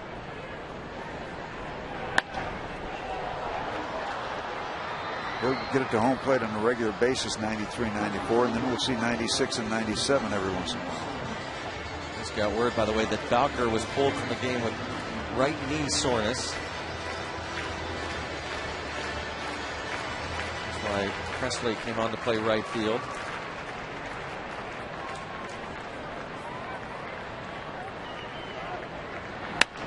Oh, just nice. poking it to left. A little soft serve. Oh, what a nice piece of hitting that was for Neal Walker. Saw that out there, just got the bat started just in time. Inching his way back up to that 300 mark. Well, the Pirates certainly where they want to be, and they're moving around in the Houston bullpen. Just the 6th hit, but nobody retired here in the bottom of the 5th inning, and the Pirates with their big guns up. And all going to be approaching this program hitting left-handed.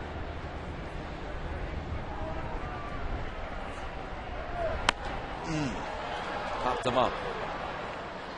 Shortstop out. And the infield fly is called. Wow. That was almost a double play. Jose Tabata just barely getting back to second base. You advance at your own risk, right? Yep. You're on your own.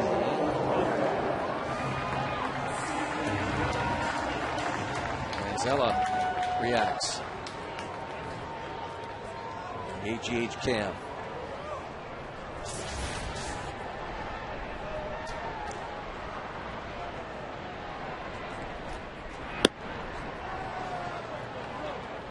Alvarez, the home run in the 3rd inning that gave the Pirates a 3-1 lead. Now 4-3 Pittsburgh.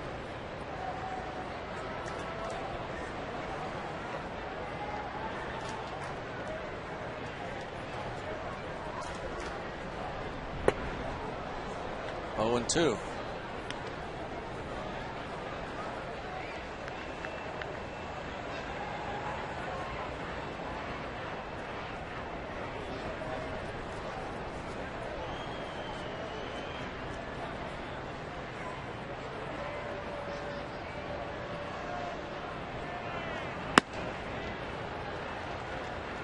Now 1 ball and 2 strikes on Alvarez. Home run was 13th.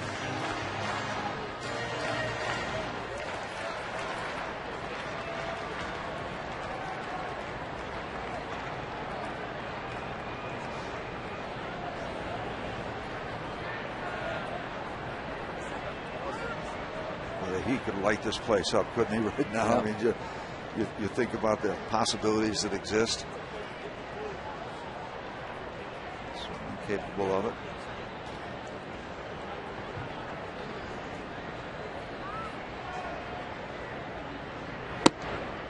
Two and 2, getting back to count in his favor. I don't know if it's me, but there's a pretty good breeze blowing to right field, and Bourgeois playing very shallow in center field for a guy with power. I mean, anything hit fairly well is going to have a little extra carry, even if it doesn't get over the fence. Struck him out looking. Number 6. And this possibility of the Pirates setting the table up for the big guys is fizzling, as that ball has a nice tail, that fastball coming back in and picking up that inside corner. Almost see the spin on the ball carrying it back in that direction. It starts off home plate on the inside part and then has a little movement toward the corner. Cut on and missed. Hard Bud Norris slider, very effective pitch. Almost like a twin of the fastball, and then you get that little movement at the last moment. Got in on the hands of Ryan.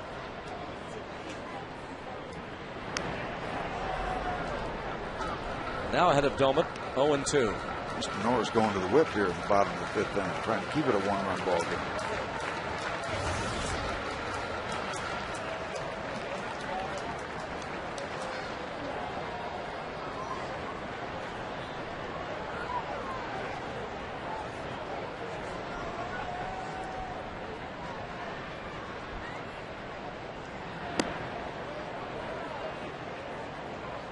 We have not seen many changeups thrown by Bud Norris. There was one there, and just missed off the outside corner. Primarily fastball, a few sliders thrown in, but a lot of fastballs. Perhaps using that changeup to set up the fastball. Down the line and right, hooking, and oh boy! Went to the slider again and got it in just far enough where Ryan was forced to pull it just to the right of the foul pole. Well, that had written action written all over it. They're trying to bring it in, bend it in, Ryan.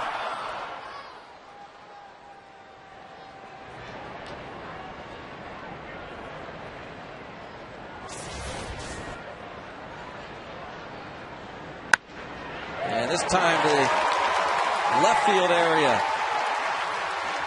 Ryan Domit's RBI single gives the Pirates a 5-3 lead.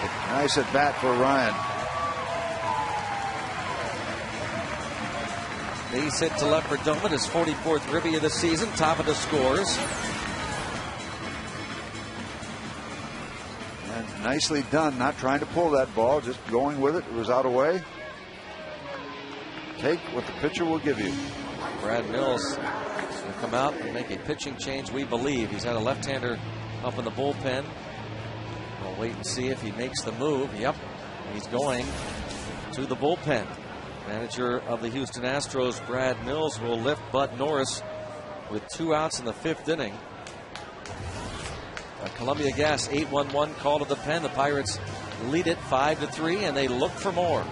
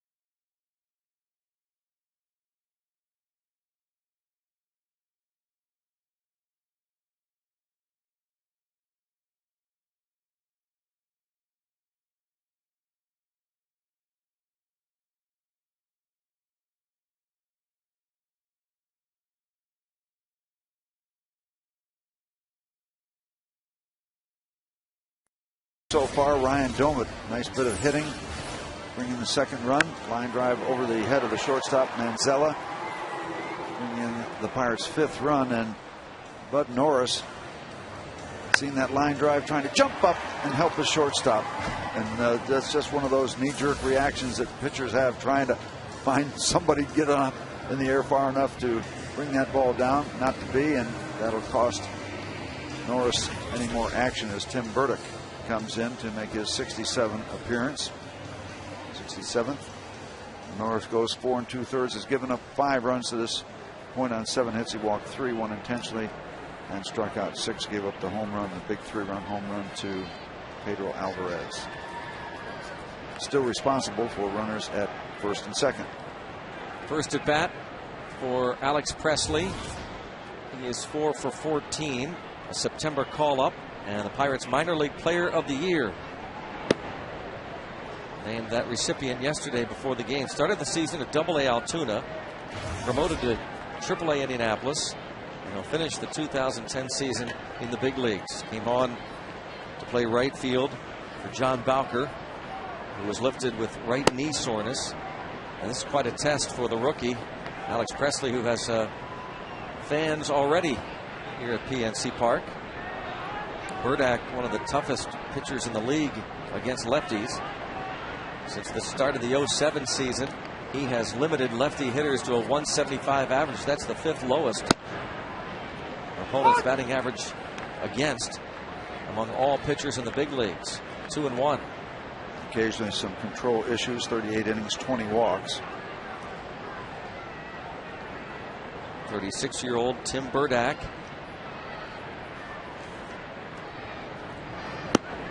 Two and two now on Presley. career numbers for Burdak. Tells you what you need to know. Brad Mills trying to stop this business in the bottom of the 5th inning from being any worse than it already is. The Pirates have picked up 2. Presley hangs in there. Has anybody had a chance to ask Alex about growing up with that last name? It had to be difficult at times. How many times was he called Elvis? Yep.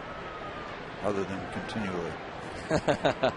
25 years old from Monroe, Louisiana. Pirates 8th round pick 4 years ago. Out of the University of Mississippi. Hanging in there. We've talked to him a lot, Steve, about being kind of an undersized player. Listed in the media guide at 5'9", perhaps graciously 5'9", 181. He sees himself maybe as a Sean Figgins type player, using that speed. And now he's worked the count full against the veteran. Burdak, his opponent out on the mound, indeed a specialist when you take a look at the number of innings compared to the number of appearances. I wonder what Brad Mills might have in mind if he loses him. He's got a right-hander warming.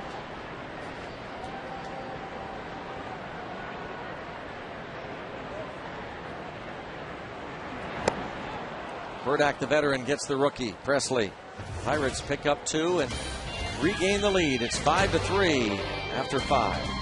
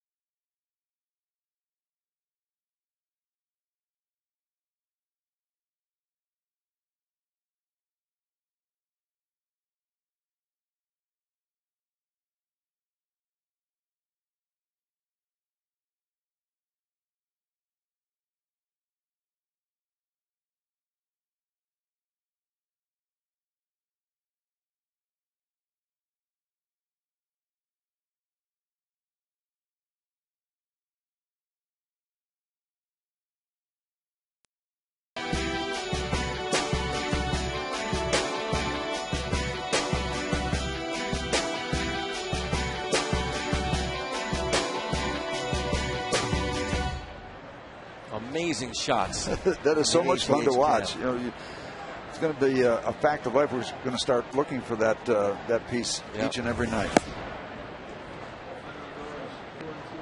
Jason Michaels has doubled and flied out. All the guys and gals that help us. All. 1 ball, 1 strike. Final line for Bud Norris: 4 2/3, 5 earned, 7 hits, 3 walks, 6 strikeouts. Zach Duke still dealing here in the top of the 6th inning. He's got 2 runs to work with. You need to get that strike. I didn't know if Alan Porter is going to raise the arm. Mentioned Field and Culbreth, Todd Kitchener, Ed Hickox, and in blue tonight. 1 ball, 2 strikes. Ground ball to the shortstop, Cedeno. 6-3 on the putout.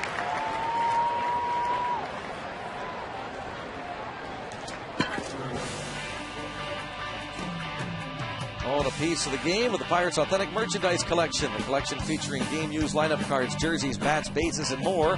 To get your authentic Pirates merchandise, just stop by the Majestic Clubhouse store at PNC Park or visit pirates.com/authentics.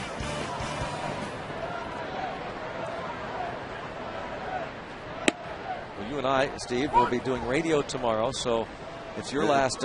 It's time, isn't it? It's your last TV game. Well, it's always time to thank folks, but especially Greg Simkovich, our stage manager, who's been flawless all year long. And patient with us. Patience. With our quirks and devilness.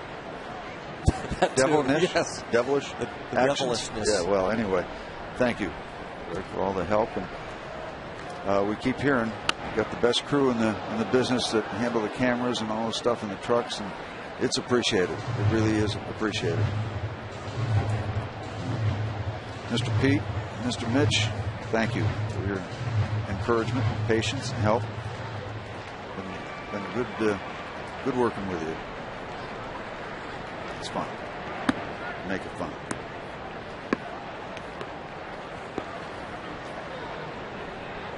Ball 2 strikes to count. As for you, Mr. Brown, I'll deal with you tomorrow on the radio side.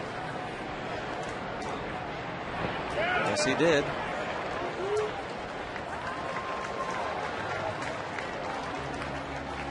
Second strikeout for Zach. All things considered, he's given up 3 runs, but he's just in that 70-some pitch range, dealing here in the top of the 6th inning. See, the HGH cam is not just pretty; it's efficient. It's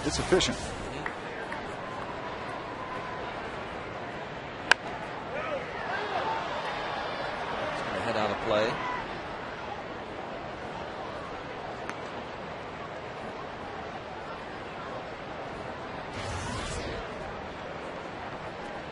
Manzella has struck out, doubled, and scored.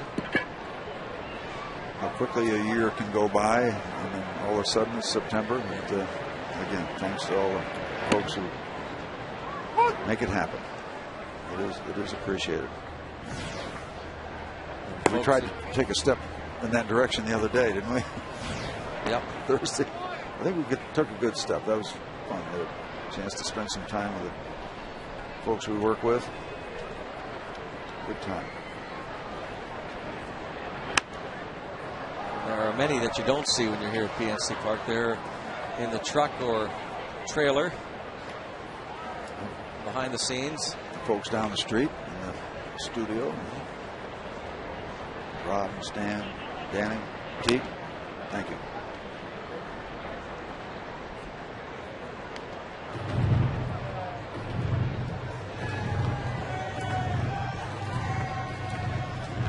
Pirates are back. Pirates are gypsies, maybe, huh? Oh. Pirates. A little rum there, too. Arg. Yeah, I don't understand half the stuff that goes on down the street in the studios, but all those people get it done and make it all happen, get things set up. Crewing people, the production people. Yep. It's a bunch of people doing a lot of stuff to make it's a show. A show happen. Mm-hmm.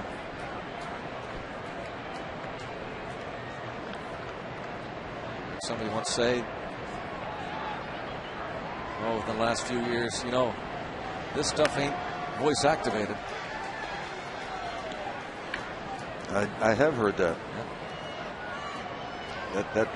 That rumor that it was voice activated. Not true. You heard the rumor.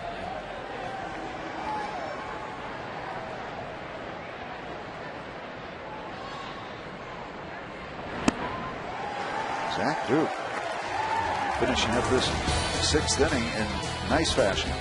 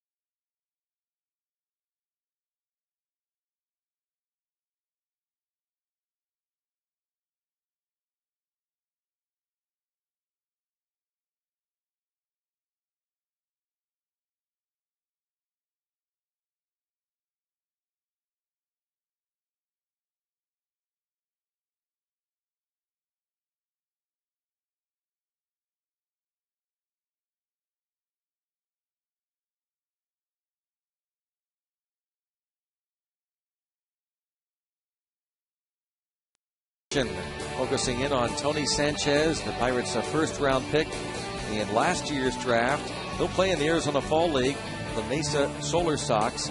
He was off to a great start. Half the summer, the Bradenton Marauders hit by a pitch, broken jaw, had to have that jaw wired shut and missed the remainder of their season after hitting .314, an all-star season for him. 35 RBIs, on base percentage of .416.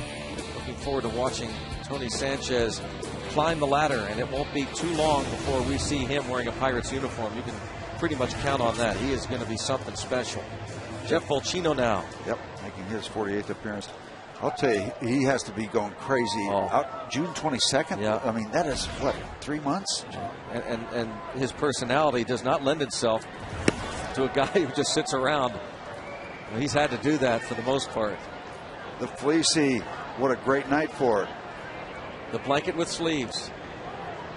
This will all match up with the glove and scarves. This is all from Seven Springs. They're getting you ready for some autumn activity.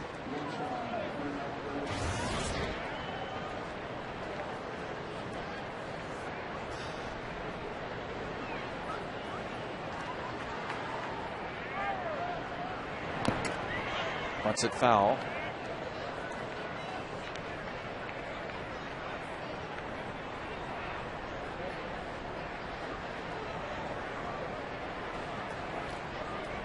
A base hit and a ground out tonight for Cedeno.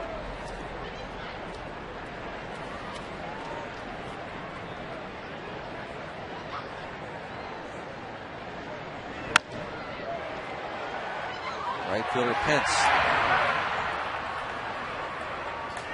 Balls it in on that crossing pattern. Zach Duke should get a nice hand. He's done a nice job tonight.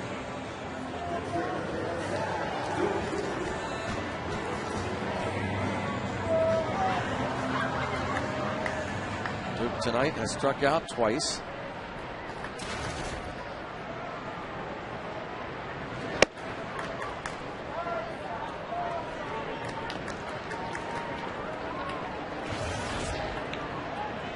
You got to be a Fulcino fan, Steve, huh? The Yukon Husky. Yep. They rode herd on the University of Buffalo today. You're going to be heading out that way, aren't you, soon? Heading east, yep. Another charity golf tournament done. Now, how many years you been doing that? It's the 5th year. A lot of fun. Get out of here. Oh, that way, yep. Yep, heading to New England and taking a bunch of pirate stuff to raffle off. It's the Steve Blass golf tournament. Yep, it is. Yeah, got my own golf tournament. Nice. Helping out the kids. Right out of Norman Rockwell. It is neat. Guys come in their flannel shirts and jeans. We have a good old time. Small country stuff. And this is in what town? This will be in Egremont, Massachusetts, but it's near Falls Village. Yeah. It is the Coors Light 6th inning. Time to check out tonight's Coors Light freeze camp. Andrew McCutcheon just turning it on. Just flying. Coming on into second base. Under the tag, Andrew McCutcheon showing that great hustle, that great speed. Himself in scoring position. That's tonight's freeze camp brought to you by Coors Light, the world's most refreshing beer.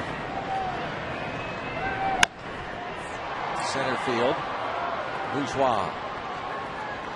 You like saying that, don't you? You like saying Bourgeois. On to the 7th. Steve Blass's last home game this year. You got that right, Chief.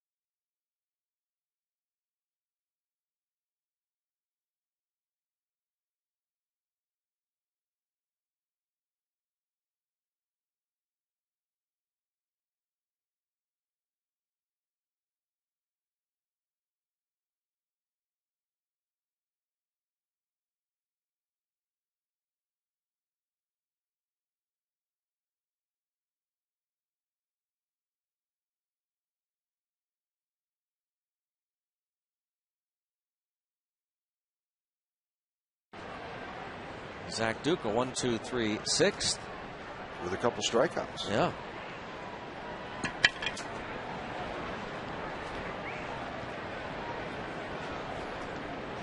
Activity in the bullpen. They'd like to get one more out of Zach and then turn it over to Mr. Hanrahan, Mr. Meek. Leadoff single for Humberto Quintero.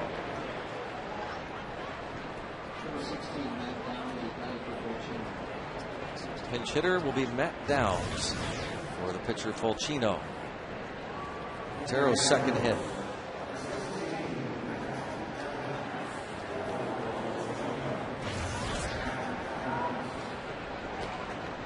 Recalled 1st of September from AAA Round Rock.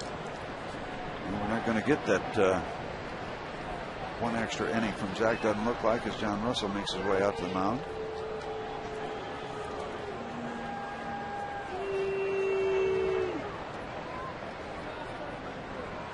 Well, we've seen this too before from John Russell recently, the last couple of weeks or so, where he goes to the mound. You expect him to make a change. He's talking to these pitchers now to see how they're doing. Now he is going to go to the bullpen. Maybe just telling Zach Duke, hey, nice start. It's back-to-back starts for you. Good work. You need to go to the bullpen and try and get you the W. Columbia Gas 811 call to the pen. Who knows if this is Zach Duke's last appearance at home in a Pirates uniform? That will be determined over the winter. 5-3 Bucks.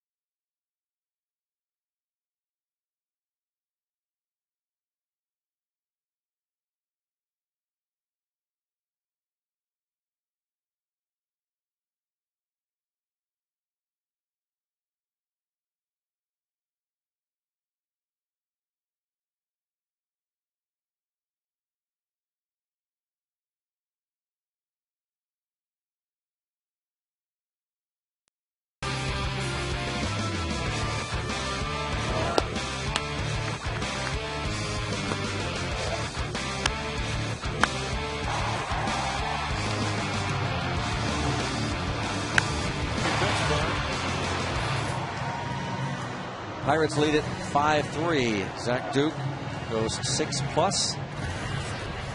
In line to get the W. He can win it. He cannot lose it. Sean Gallagher coming on. Sean's been better recently. Has scored upon once in his last 6 outings.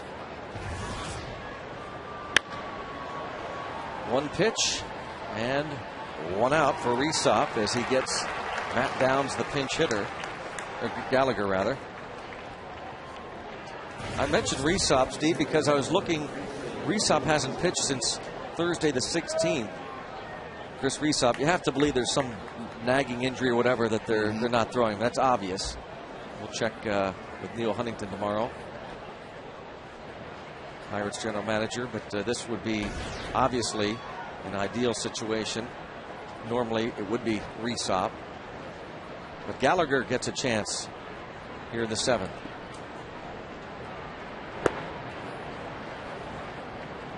One pitch, one out, but what you want now to follow that up, you want strikes.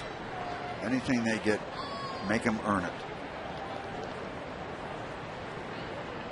Especially with this guy. If this guy gets on base, then you're putting the potential tying run on base with great speed. And now it's 2-0.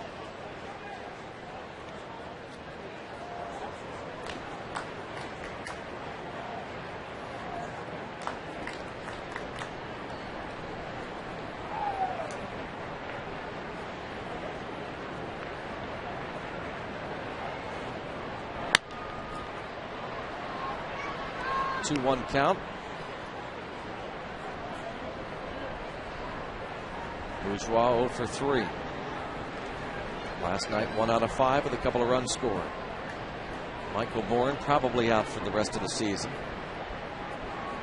Strained at right oblique has kept him out for the past handful of games. Bounce right towards second. Going to have to be quick. And it is. They get 2. Walker, Cedeno to Jones. The quick exchange from Neil Walker.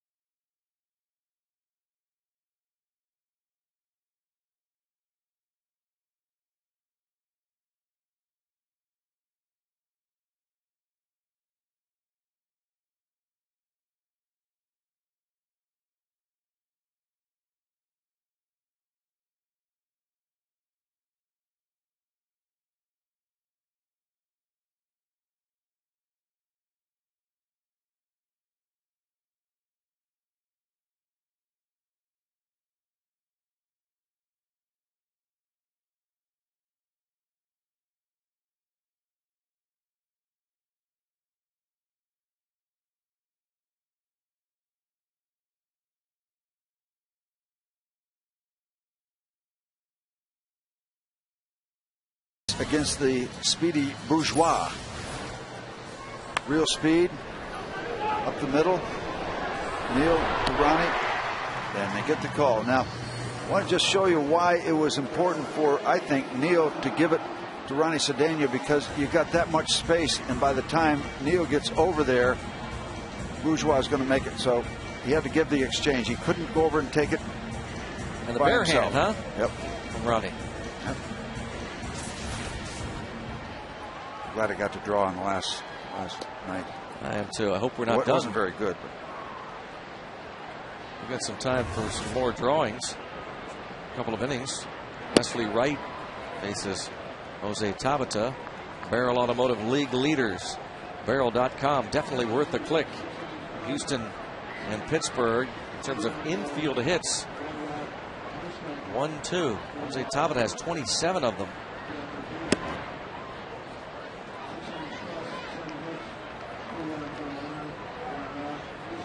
1 strike on the Pirates rookie left fielder. RBI singled his last time up. Houston wondering if they found another Billy Wagner. This young flamethrower just recalled, but he seems to be striking everybody out. Wesley Wright brought up on the 1st of September. 4-1 with a 4.65 ERA at AAA Round Rock. Parts of the last 3 seasons with the Astros. 49 appearances last year.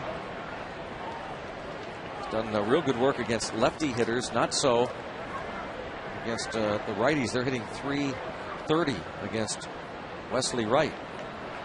And his first 2 hitters will face, Tabata and Walker, will bat from the right side as the Pirates look to add to their lead. Evan Meek warming up for the Pirates.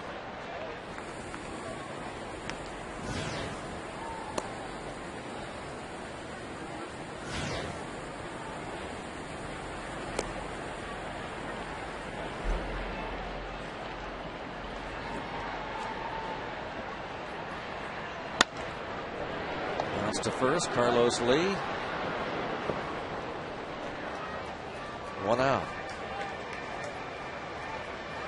So Tabata 1 for 4 in this one. Neil Walker officially 1 for 1. Couple of walks, a base hit, a run scored. Busy night for Neil. See that batting average, Steve? You could use that telestrator again if you'd like for the season. Oh, all right. Batting 300. That close. That close. Would have been a nice finish for you.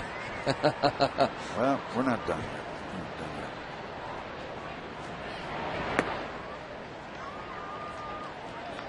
Yep. It's been fun to watch Neil Walker. There he is right there. There you are. Yeah, I thought I just went that That's clear. nice. Well done. Can I clear it now? Yep. Thank you.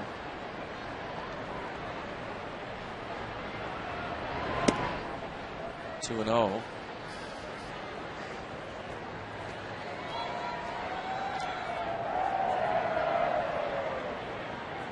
Steve, what's that? That would be a base. Right there. Okay. Got it down now. You're peeking.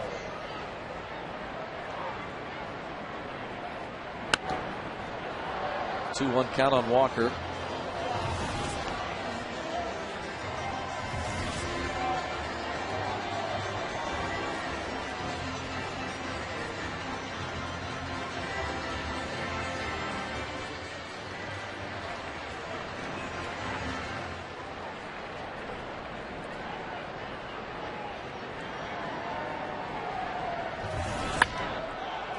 Fly ball to Michaels or Bourgeois.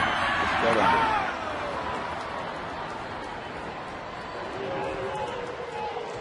Another Fleacy.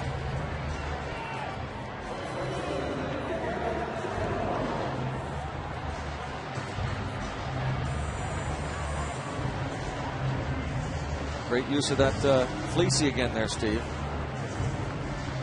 Yeah, perfect night for it. I thought it was Dave Nichols for a moment. I thought it was Jack Nicholson.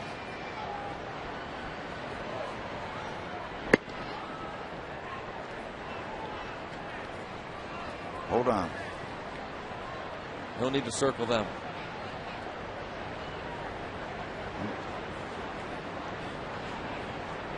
There, that's coming to the ballpark prepared for some cooler weather right there. Got all covered.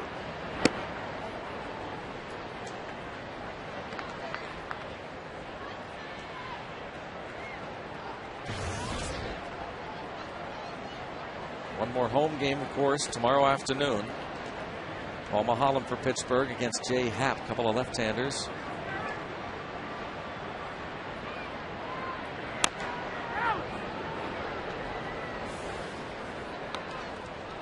We'll be talking about the 2011 schedule. The Pirates open up the 2011 campaign on Thursday afternoon, April the 7th, against the Colorado Rockies. We'll be right back at it. Zach Duke in line to win his 8th. Paul Mahalam will pick up his 9th win if he gets the W tomorrow. Ground ball to second. And Wesley Wright enjoys a 1-2-3 7th inning to the 8th here at PNC Park.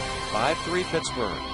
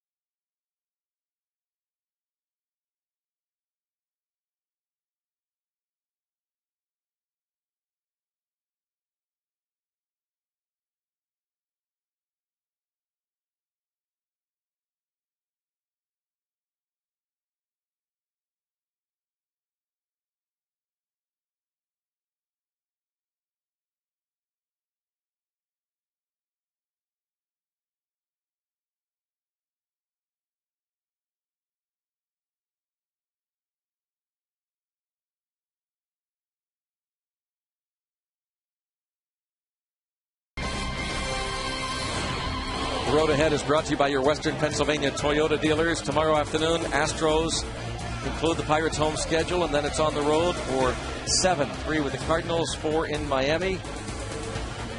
Coverage begins with a Trip Total Media Pirates pregame tomorrow at 1. All the games on the road schedule will also be here on FSN. There you have it.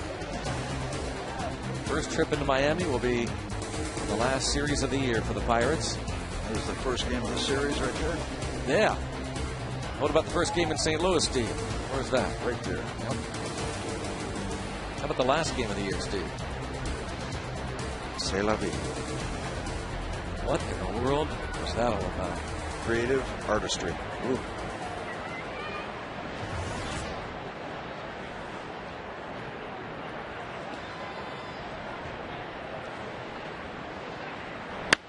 Keppinger fouls it out of play off to the right. Speaking of those Cardinals, by the way, there's Evan Meek.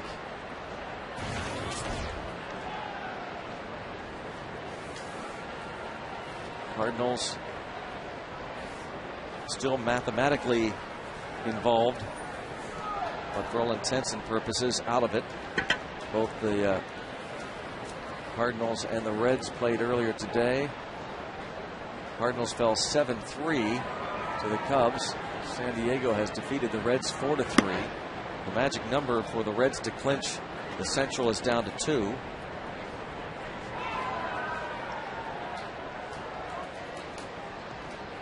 Ball a strike on Keppinger. They're followed by Pence and Carlos Lee.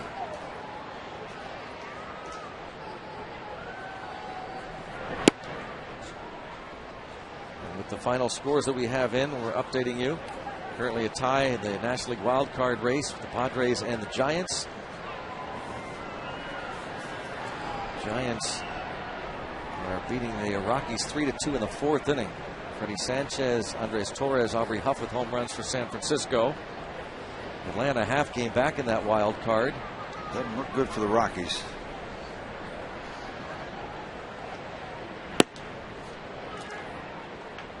Two 1 count. We talked about wanting strikes from Gallagher. We got them. We need strikes from Evan Meek.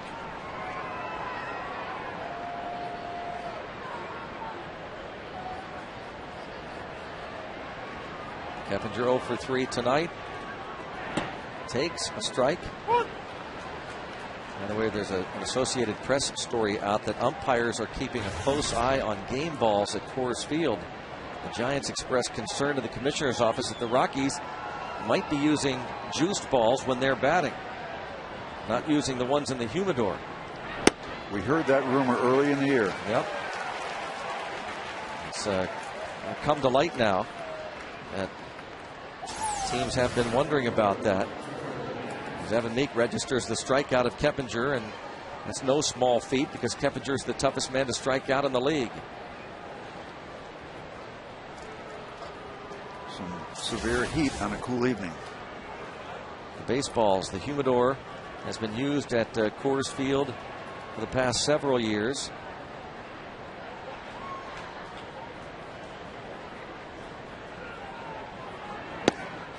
Well, there's just a lot of finish on that fastball right there.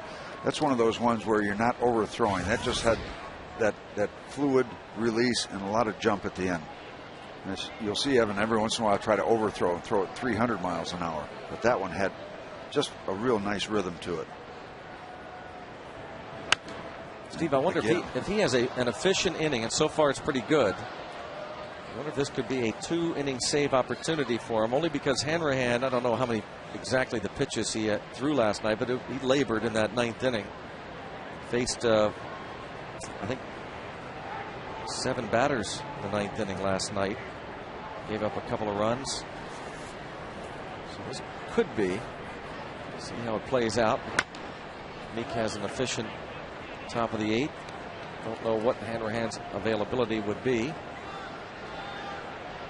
I thought Evan was going to get Hunter Pence on that slider after a couple of real good fastballs, but nope. Quite honestly, Pence is that good. He has really emerged as a top-notch major league player, and he stayed alive by dealing with a very good slider after 2 good fastballs.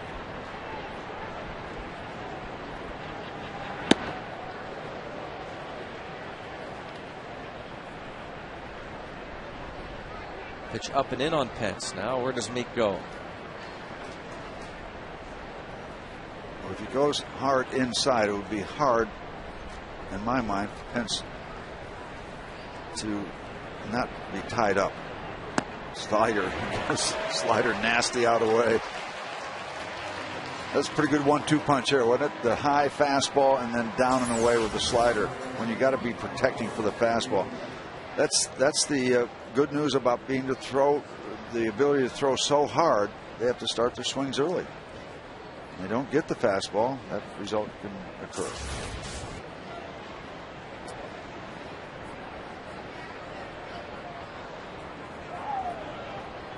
Carlos Lee, 2 outs, nobody on. At this stage of the game, of course, you're looking for W's, a team goal, but individually, players have goals. Mentioned Neil Walker, he'd love to finish above 300. Evan Meek would love to finish with an ERA under 2.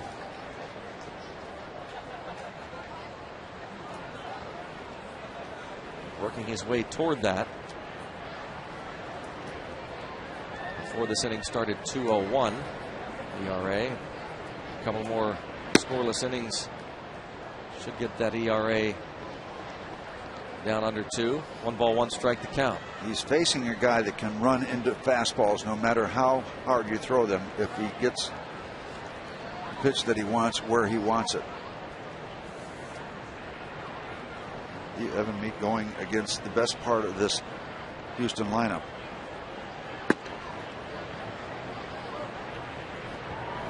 Fastball misses to Carlos Lee. Lee in his career against Evan Meek, 2 out of 7 with a pair of homers. Tonight, evidence 0 for enough 3. that he can catch up to any fastball.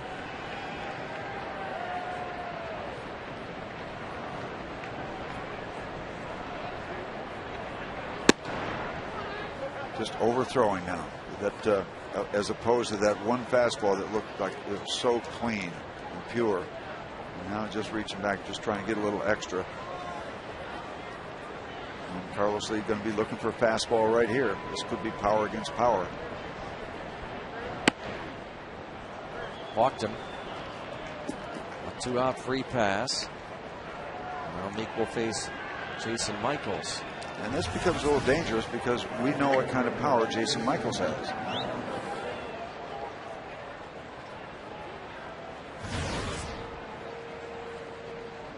Michaels doubled to start the second and scored the first run of the ball game. Houston took a 1-0 lead. Pedro Alvarez hit a 3-run homer in the bottom of the third. Astros tied it next half inning. Pirates got the lead back in the 5th inning. That was a very dangerous slider right there that just hung right in that power zone, and Evan Meek got away with one. That was right. That one was better. Ahead of him 0-2. This is a little higher and a little more in the middle of the plate than he wants. Yeah, those are 2 sliders that well, risky business. One hop, nice pick there by Neil Walker. And a scoreless 8th inning for Evan Meek. Pirates lead at 5-3.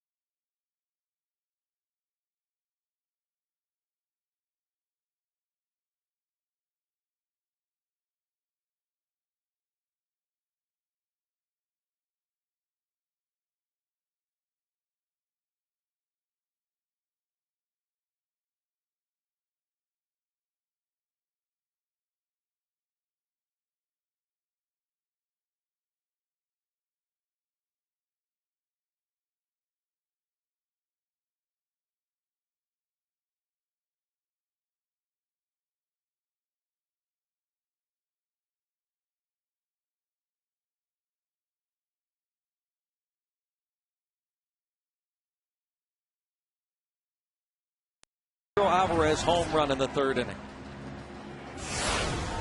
Boy, and Greg, if he gets the ball up in the air, we're getting a pretty stiff breeze now blowing across from the left field foul pole to right field. You don't have to get all of it right now. Get it up in the air, a little carry. Is that enough carry? Yeah, that'll work. To right and gone. Like that. Good call, Steve. Well, now for your next act. Every once in a while. How about a base hit up the middle? Yeah, you called it again. Pedro Alvarez, a leadoff single. Well, you know, at the course of a season, if you run that possibility out there about 30, 40 times, maybe you'll get lucky. Right up the middle. Right by right. A couple more wouldn't hurt. Never know how many you're going to need. Ryan Domit now. RBI single in the fifth. Said the right-handers have had better luck against Wesley Wright. Almost hooked it on the chalk. That's an interesting matchup then, isn't it? With a guy who has really struggled from this side of the plate, Domit, batting only .189, facing a lefty and Wesley Wright. They're hitting .330 against him, right-handed batters. So what gives here?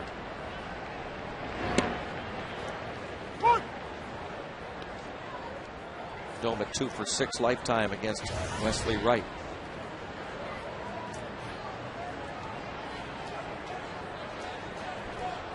Well, it will not be a 2-inning save opportunity for Evan Meek. Joel Hanrahan is loosening up for the Pirates.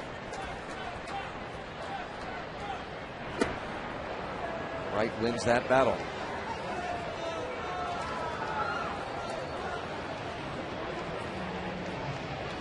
Check out the Aspendeno plays that made you smile. Jose Tabata, base hit up the middle in the fifth. Scores Andrew McCutcheon, who led off with a hustling double. Domit, his opposite field single in the fifth. Brought in Tabata, 2-spot. Aspendeno plays that made you smile.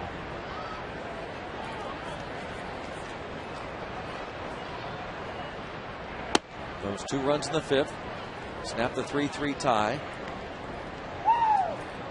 Alex Presley came on to play right field in the fifth inning. John Bowker started in right, got 2 at-bats, and was pulled with right knee soreness.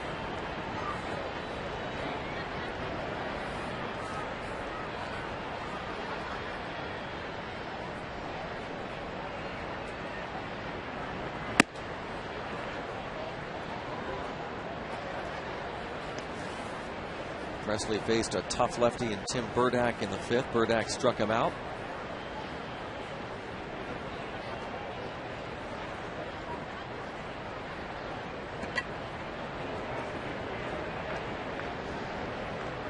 Matt Lindstrom, hard-throwing right-hander, loosens in the Astros bullpen.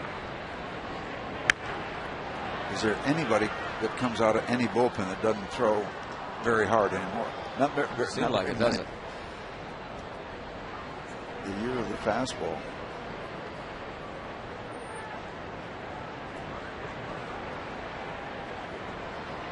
Well, is this an indication, an overview of a Pedro Alvarez night? 2 strikeouts, 3-run home run, and a single. But you can probably see a few of those lines for Pedro in his career.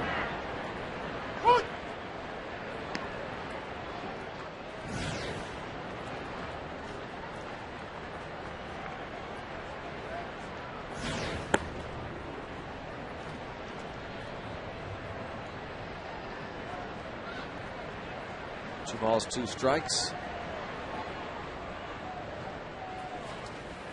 25,350 the paid attendance. And a fair ball for Presley. Just inside the third base bag, into the corner. Presley into second with a double. Pirates set up shop with 1 away to add to the lead. Ronnie Cedeno will come to the plate. Brad Mills doesn't make a pitching change. As Presley bounces it just inside the third base bag. And he will make the change. Presley, the 2-base hit off the lefty. Good stuff for the rookie Alex Presley.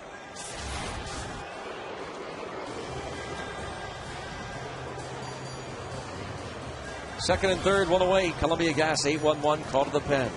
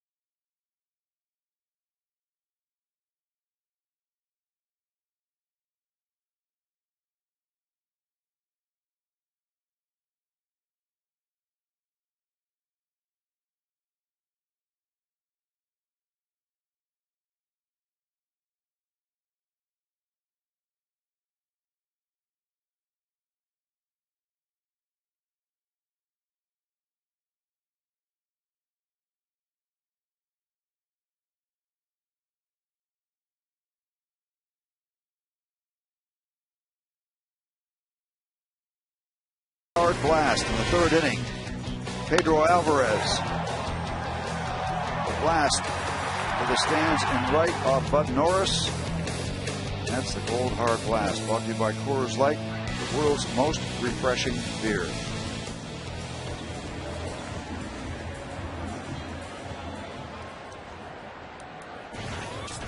Matt Lindstrom. Matt Lindstrom, a 4.59 ERA. The infield in. So he has to give the Pirates a 4-run cushion here if Cedeno can get it through, or as he shows bunt. That was not a suicide.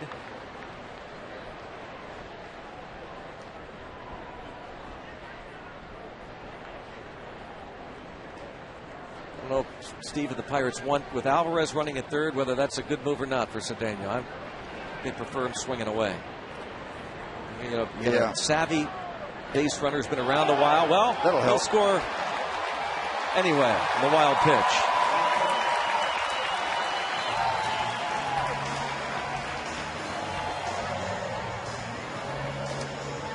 Three-run lead at 6-3. And not all that uncommon for Matt Lindstrom. That's wild pitch number 7.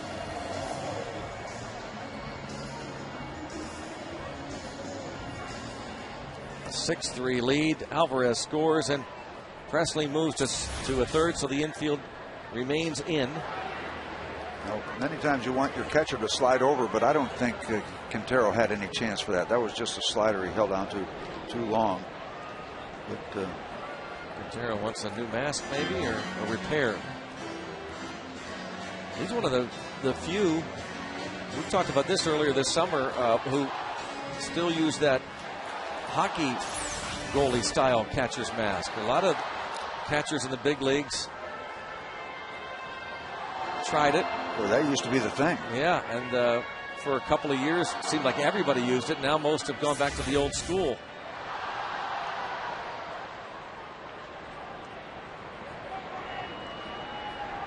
Still a possibility of a squeeze exists.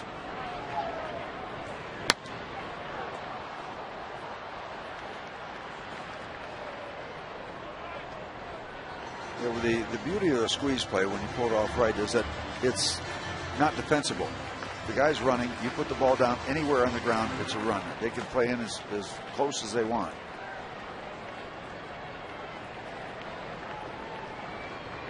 The only defense, if the pitcher picks it up early and throws at the guy's head. That sounds rather cruel, but That will eliminate most chances of contact with a bat. That's one way to do it. Throw it up and in, or throw the curveball down and away. But the pitcher's got to pick it up visually. And if he does, then his catcher really knows what each individual pitcher likes to do in that particular case. Will not bring the run home. The infield in. Cedeno is retired. Lindstrom got that ball in on him. Delwyn Young will pinch hit for Meek. So Evan does his job, a scoreless inning, a couple strikeouts, a walk issued.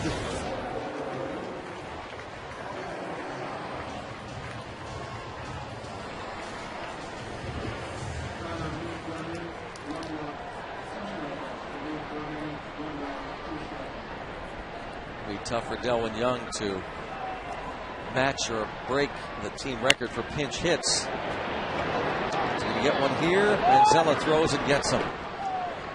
15 pinch hits, 4 shy of tying the team record for most in the season. Jose Pagan had 19 in 1969. Pirates need 3 outs. Hanrahan will try and get them, leading 6-3.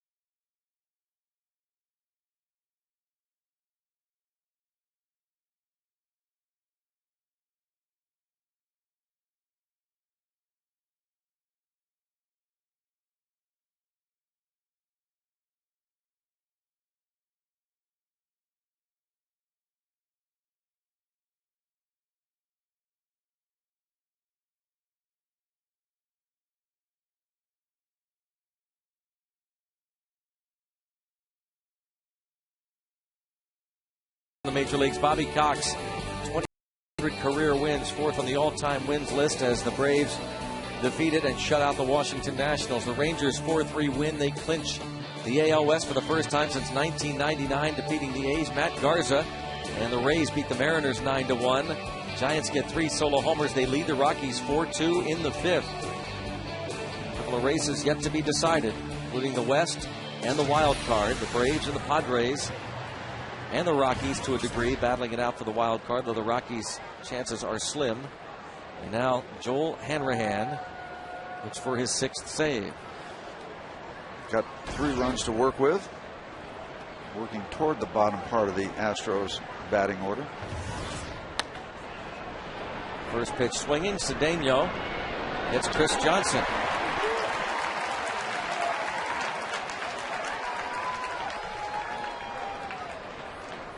Zach Duke's game to win. Meek and Duke smiling, and with good reason. They both pitched well.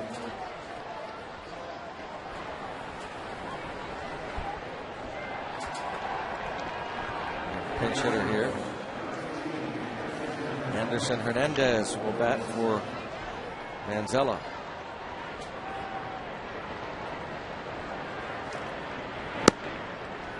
Again, Hanrahan, after retiring the first man in the 9th inning last night, struggled to give up a couple of runs.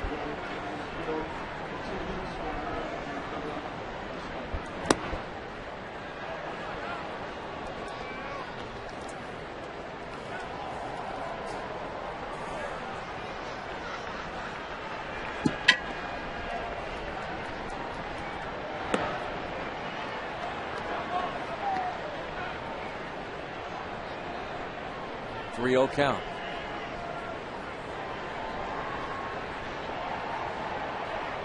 Hernandez batting just 189 from this side of the plate. Switch hitter takes ball 4, 4-pitch walk. Just 7 for 37 as a left-hand batter. Free pass. Certainly not what Joel Hanrahan had in mind. You want to make a guy in that situation, having that kind of year, and just force him to hurt you with the bat. Joel can't be happy with that at bat.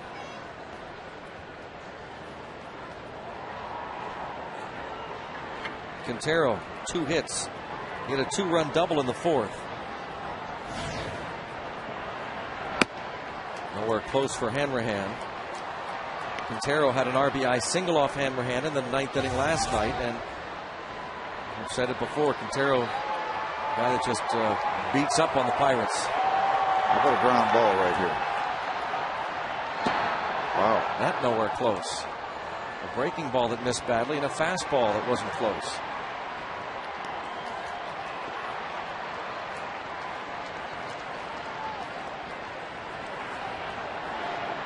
Hanrahan trying to save it for Duke.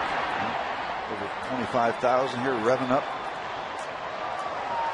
Hoping to get ready for a Pirate win and then the concert. Joel's got to find the zone.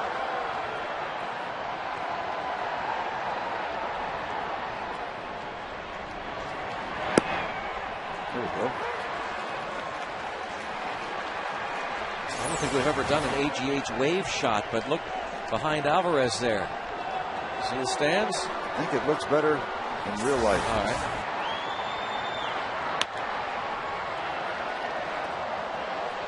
Now 2-2 on Quintero. No doubt about it. The AGH game is a lot of fun. I'm not sure about the wave.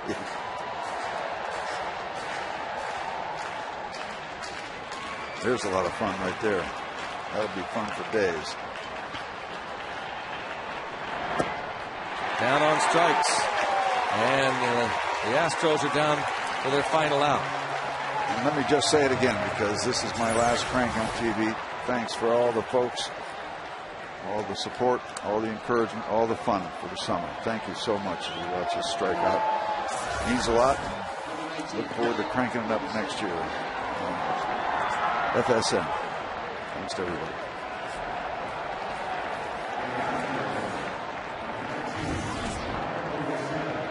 Brian Bogusevic.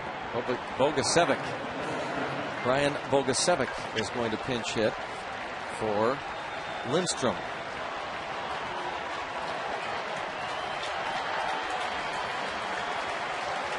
Got a measure, Joe?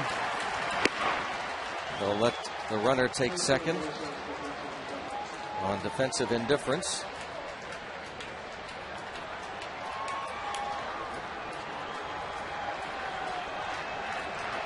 Bogusevic, 4 hits and 17 at bats since he was called up from the minors.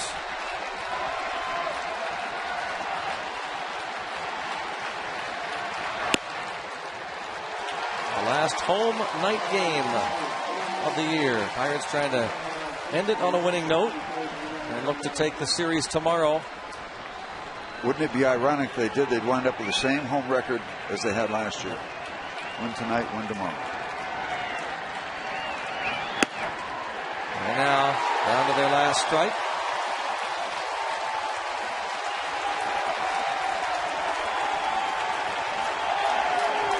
This is about as loud as I've heard a PNC Park crowd in a long time. They are really boisterous. For the right field corner, and a fair ball. This will be a double, a pinch hit RBI double for Bogusevic.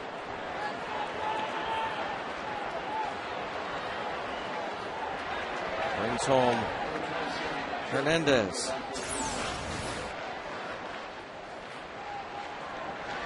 A double down the line and right for the pinch hitter. Makes it a 6-4 ball game. Jeff Blum will pinch hit for Bourgeois. Blum was a pinch hitter last night and had an RBI single off Hanrahan.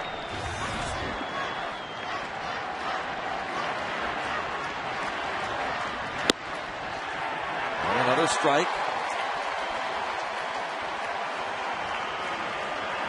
Veteran switch hitter Jeff Blum batting .286 from this side of the plate. I'm liking that extra run now. Pirates got on the wild pitch. I'm liking it a lot. I'm liking that real good 96-mile-an-hour fastball, too. Oh, back within that one pitch.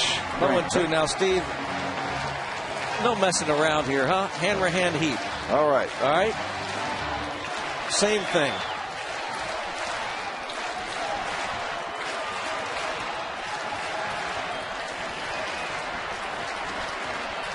Joel Hanrahan tries to save it right here. They brought the heat. 98. Blum fouled it off. Well, Blum's been around a long time. I think he was kind of looking for that. Well, if he was, still tough to catch up to. Is he going to look for a slider here? He can't look for a slider. No, I mean Hanrahan. Okay. Hanrahan and Dolman. Yeah, why not? Looking at the slider here. Down underneath. Get it as far away from the hitting zone you can get if you decide to go in that direction. Ground ball. Hanrahan going to get over. He does. Raise the Jolly Roger. Nicely done. The Pirates getting this win, 5-3 win against a hot starter. Bud Norris had won his last 3 in a row, 7 of his last 8. The Pirates got to him. They got 5, and they made it hold up. Another look at the last out. Hanrahan gets over to first base. On the ball hit to Neil Walker. And Hanrahan wraps it up. Zach Duke gets his 8th win. The save for Hanrahan is his 6th. Nice job again by Zach Duke. So he's put 2 starts together. Last time out, pitched well again tonight. Hope it's the start of something good for Zach. Nice finish to the final night home game of the year. Our next telecast is tomorrow for the final game of the 2010 season at PNC Park. Our coverage begins with the Trib Total Media Pirates pregame at 1. Tim Neverett and Bob Walk bring you the call at 1:30. Final score, Pirates win at 6-4. For Steve Blass and our entire FSN crew, Greg Brown saying thanks for watching. Stay tuned. The HEH Sports Medicine Pirates postgame begins right now, and we thank you and all the folks that put this on tonight and all year long. Stay tuned. The HEH Sports Medicine Pirates post